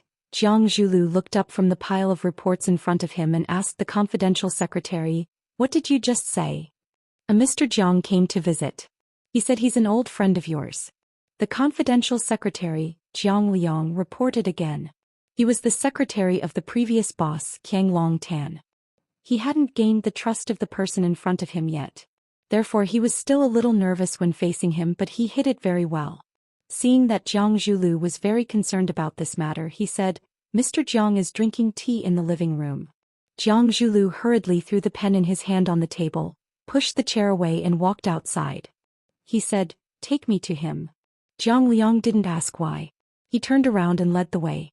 When Jiang Zhulu arrived at the living room, he saw Jiang Junling sitting in the public living room of the CEO's office, drinking tea. There were a few people waiting to see him. They didn't know Jiang Junling's identity and were chatting with each other. No one paid attention to Jiang Junling and treated him as an outsider. Seeing Jiang Zhulu come out, the few people who were waiting quickly stood up to greet him. Jiang Zhulu nodded and smiled at them. He walked straight to Jiang Junling and stood beside him. He said respectfully, "Master, why are you here? If there's anything you need, just let me know. I'm familiar with watching, so it's convenient for me to drive to see you." Jiang Junling put down the teacup in his hand and said with a smile, "If I don't come to see, how would I know how much energy Jiang Zhulu has stored and how much ambition he's suppressing? Not bad. It looks like you're in a good state." Jiang Zhulu was startled inwardly, but he didn't show it on his face. He said with a smile, "I've let Master see a joke. My father isn't feeling well, so I came to help him deal with some side work. The real important matters are still up to my father to decide. Master, do you want to come to my office?" Jiang Junling got up and said, "Then let's go and have a look." Jiang Liang didn't know Jiang Junling's identity, but from Jiang Zhuliu's attitude toward him, he could tell that this person had an extraordinary background. Hearing that they were going to the boss's office for a discussion, Jiang Liang quickly led the way and helped open the office door. After waiting for Jiang Junling and Jiang Zhulu to come in, Jiang Liang immediately went inside to make tea. After he quickly finished serving them, he quietly left. Jiang Junling looked at Jiang Zhulu and said, "Zhuliu's mental state is very good. This is the quality a man must have to achieve great things." Jiang Zhulu forced a smile and said, "I'm not afraid of Master laughing at me. I can pretend in front of others, but I have to tell the truth in front of Master. I don't have any confidence right now and I'm still hanging in the balance. My father's life or death is unknown, the company's undercurrents are surging and it's extremely unstable. Rumors and slanders are bewitching people's hearts.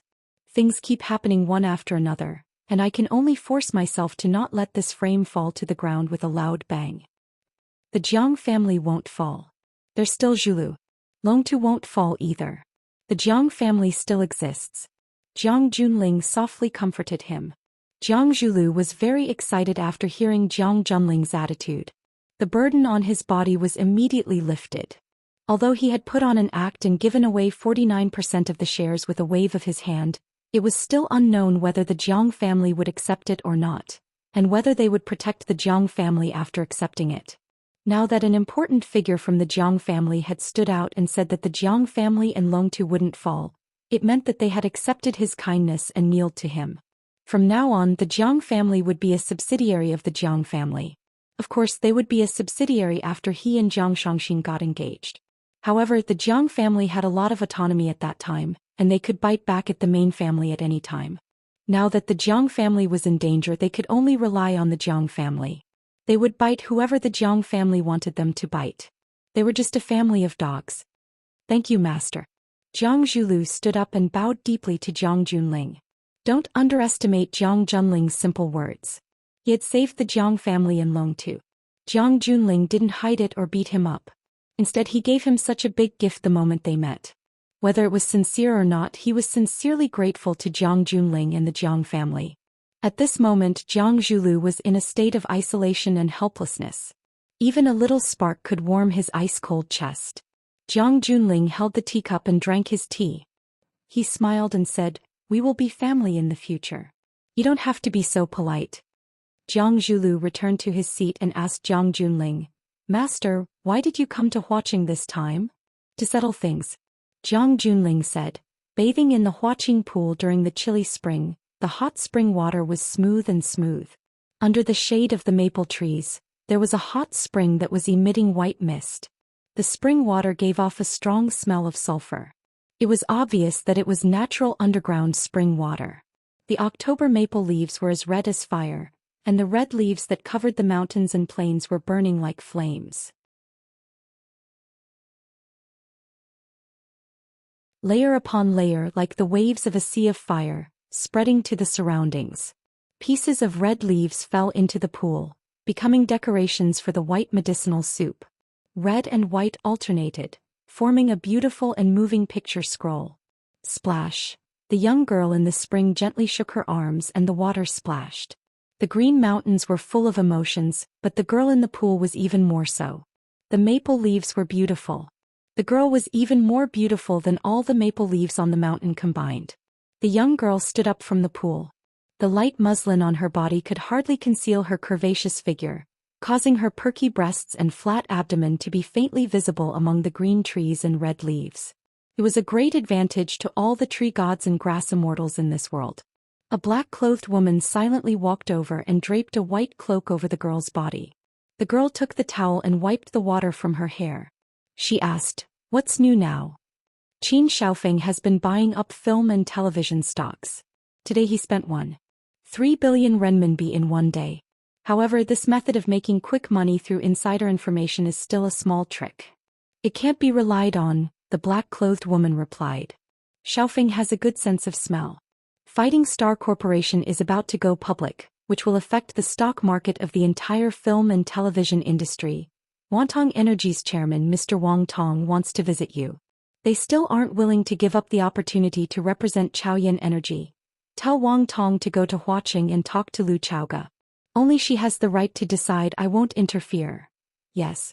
I'll talk to Chairman Wang, the black-clothed woman replied. Jiang Junling went to Huaqing. Huaqing? The girl stopped drying her hair. After thinking for a bit, she smiled mockingly and said, Fang Yan just went to Huaqing, but he already couldn't wait to chase after him. Just how low does he feel that he's in such a hurry to regain his lost confidence? The black-clothed woman stayed silent. This was something the girl could say, but she couldn't say. The girl continued drying her hair and said, I should also go to Huaqing to take a look. I've been away for 3 years, I really do miss it.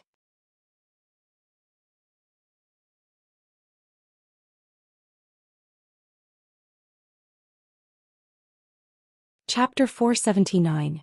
The hardest thing in life is to make a choice, Lan Shanggu said with a sigh. Blue Mountain Club. Lan Shanggu stood at the entrance of the club with a calm face and a gentle and happy smile on his lips. But inadvertently, a trace of deep worry appeared in his eyes. This made the assistant beside him very puzzled. This young master had single-handedly facilitated the cooperation between the Lan family and Xiaoyan Technology. As Xiaoyan Technology's little flame products sold well all over the country, the Lan family, as one of the three major agents, also made a lot of money. He was originally the focus of the Lan family's training. After this successful investment, he could already be confirmed as the next candidate for the Lan family's helm. Shouldn't he be enjoying his carefree time? What else was there that made it so hard for him to let go? Lan Shanggu was indeed very worried, and this kind of suffering couldn't be poured out to outsiders. The two big brothers Fang Yan and Jiang Junling wanted to negotiate, but chose the Blue Mountain Club as the venue. Others didn't know the relationship between the Lan family and the Blue Mountain Club, but it was impossible for Fang Yan and Jiang Junling not to know. Originally, Lan Shanggu wanted to pretend that he didn't know about it. If they wanted to negotiate, then let them talk. But now that both sides had greeted him, he couldn't hide anymore. On one side was a famous young master in the capital, one of the most core figures of the Jiang family. Even with the Lan family's current status, there was no way to compete with such a giant. On the other side was a new upstart in the business world. Although he didn't show himself, and even the financial circle didn't know about his existence. However, as one of the most important partners of Xiaoyan Technology, how could Lan Shanggu not know about the relationship between Lu Chaoge and Fang Yan? How could he not know about the relationship between Fang Yan and the Qin family's eldest daughter, Qin Yitian? How could he not know who the real boss of Xiaoyan Technology was? This pretty boy who only knows how to be soft-spoken. A dragon and a tiger, Lan Shanggu couldn't afford to offend either of them, and he didn't want to offend either of them. But, why did you drag a small character like me into the fight between dragons and tigers? If you want to fight, go to Sword Peak. If you want to scold, go to the top of Xianxia Mountain to scold. Why did you drag me into this? Did the poor deserve to be bullied by the rich? Poor people also have dignity, okay? His heart was filled with sorrow, but he still had to force a smile. Lan Shanggu felt that he was a prostitute in a nightclub who drank with the customers with her bare chest and thighs. While she was cursing Fang Yan and Jiang Junling for being unkind, a luxury car stopped in front of the clubhouse. Lan Shanggu quickly walked down the stairs and opened the door for him.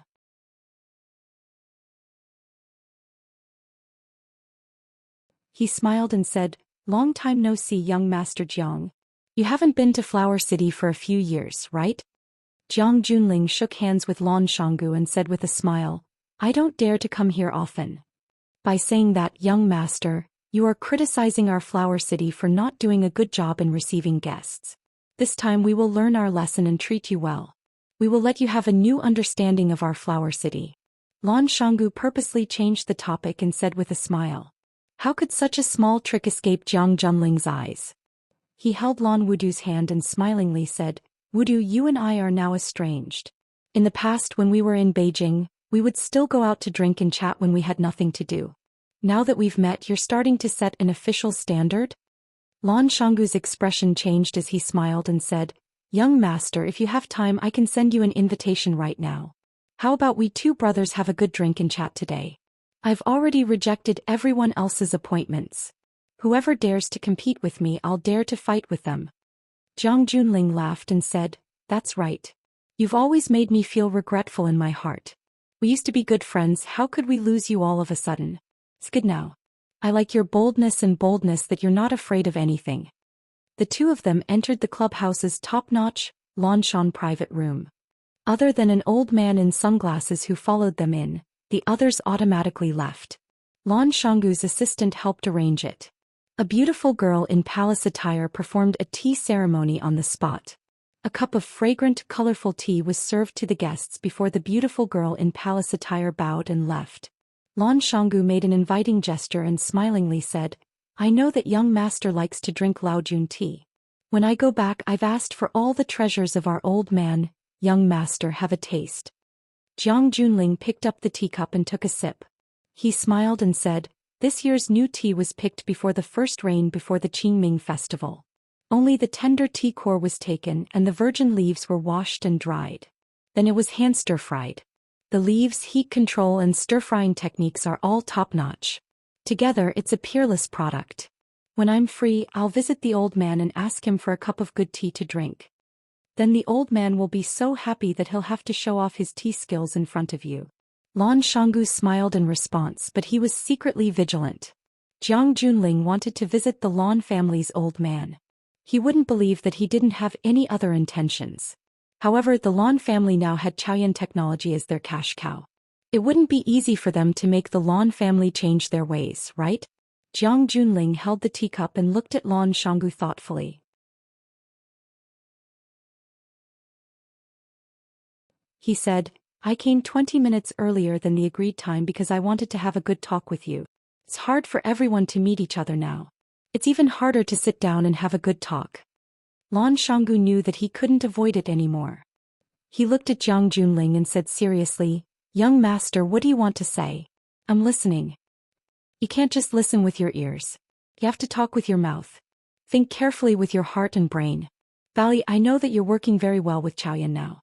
As the saying goes, blocking someone's path to wealth is like killing their parents. I definitely won't do this kind of thing. What I want to talk to you about is that our Jiang family is preparing to invest a huge amount of money and resources into Longtu. We want to make Longtu's territory bigger and stronger, and become a world-class energy company. Are you interested in joining in? Lan Shanggu fell into a short silence. It wasn't a blatant attempt to rope him in. Instead, it was a more brilliant way to divide him. Jiang Junling knew that it was impossible to completely separate the Lan family from the alliance of interests that Lu Chaoga had helped Fang Yan to create. This was because there were huge benefits involved. Their future development was limitless. Even the Jiang family was very tempted by this. However, if he was allowed to earn benefits from this alliance of interests, and if another huge benefit was placed in front of him, what choice would the Lan family make? Jiang Junling's thoughts were very simple. He couldn't rope the Lan family in for his own use. He also didn't want the Lan family to be used by Fang Yan. This way Jiang Zhulu wouldn't have to make enemies in Huaqing. Longtu Group's situation would also be much more relaxed. Li Yun reminded Jiang Junling to be careful in Huaqing. This was because they knew very well that the current Huaqing was no longer the Huaqing of the past. If Fang Yan was willing, he could do many things that would harm Jiang Junling's actions. It was precisely because he understood this that Jiang Junling was so angry at Li Yun's reminder. Sometimes the truth really hurt one's pride. Faced with the bait that Jiang Junling threw out, Lan Shanggu was indeed a little hesitant. Although they were now the agent of Chaoyan technology, would they still be in the future? If they no longer had any value, would they be kicked away by Chaoyan and Fang Yan? If they invested in Longtu Group, they would become an important partner of Longtu Group. Everyone would share the glory and disgrace and work together. Who dared to say that Longtu didn't have any chance? Moreover, even if Chaoyan became the world's #1, so what? Who could say that the world's #2 company didn't make money? After Jiang Junling threw out this bait, he didn't say anything else and waited patiently for Lan Shanggu's answer. Lan Shanggu's mind spun like lightning, constantly considering the pros and cons of various options. After a long time, Lan Shanggu finally made up his mind and said, Young master, this matter is too important. I have to discuss it with my family. I think they are more mature than me and their foresight is also more farsighted. They will give a more accurate judgment. Jiang Junling's eyes trembled slightly, then returned to normal in an instant. Although Lan Shanggu didn't say anything definite, he had already rejected Jiang Junling's suggestion in person. In other words, between him and Fang Yan, he chose Fang Yan. Moreover, he followed Fang Yan with a resolute and decisive attitude. This kind of person, if you can't be a friend, then you can only be an opponent. I understand. Jiang Junling nodded and said. Then he held his teacup and drank his tea, no longer saying anything. Jiang Junling didn't say anything and Lan Shanggu didn't say anything either. The sound of chattering and the fragrance of tea was quiet. But the air in the room was about to freeze. Time flew, and when it was almost time to meet, Lan Shanggu stood up and said, Young master, please wait a moment. Young Master Fang is here, I'll go welcome him. Jiang Junling didn't reply. Since Lan Shanggu had already made his choice, it was reasonable for him to give Fang Yan enough respect at this time. Lan Shanggu didn't wait for Jiang Junling's response, and pushed the door open and walked out of the room. When he stood at the entrance of the club again, his mood was a lot better for no reason. Lan Shanggu felt his heart calm down. The most difficult thing in life was to make a choice. When you make a choice, many things will suddenly become clear. A GMC limousine stopped at the entrance of the club, and Lan Shanggu quickly walked down the steps. After opening the door for him, he smiled and said, "Young master, Jiang Junling has been waiting for you for a long time. I thought you stood him up and wouldn't come today." Fang Yan jumped out of the car first, then turned around to help Lu Chaoga get out. Only then did he greet Lan Shanggu and said with a smile, "I'm a little late. Chaoga has a bad hand, so I've been doing the grocery shopping and cooking these days. How was the braised ribbonfish today?" "It was a little salty," Lu Chaoga said. She was wearing a silver suit and a sky-blue silk scarf around her neck, and the beautiful bow just happened to cover the wound on her neck. Her fluffy hair was combed into a phoenix tail. The phoenix tail was slightly curled, making her neck look slender and delicate. Her snow-white chest made people gulp involuntarily. That heart-shaped water-drop pendant was the happiest jewelry in the world. "I don't want to use too much salt to cover up the fishy smell," Fang Yan explained seriously. "What do you want to eat tonight? I'll make you a ribbonfish soup." "It'll be a little lighter, but I want the freshness of the fish." "Okay," Lu Chaoga said. "And the mapo tofu we had this afternoon." "No problem." Fang Yan held Lu Chaoga's arm and said, "The prices have gone up again. Let's go in and ask for some money to buy groceries." One side was trying to bribe people while the other was talking with his girlfriend about how to cook and buy groceries. Who is the real winner? The answer was obvious. Lan Shanggu laughed and said, "We'll have to ask for some money. We can't afford to ask for less." But he was thinking that a pretty boy like Fang Yan was already a winner in life. You're tuning in to the Zhou Xian's Legacy YouTube channel. Don't forget to subscribe and join us on this journey to catch the most captivating stories.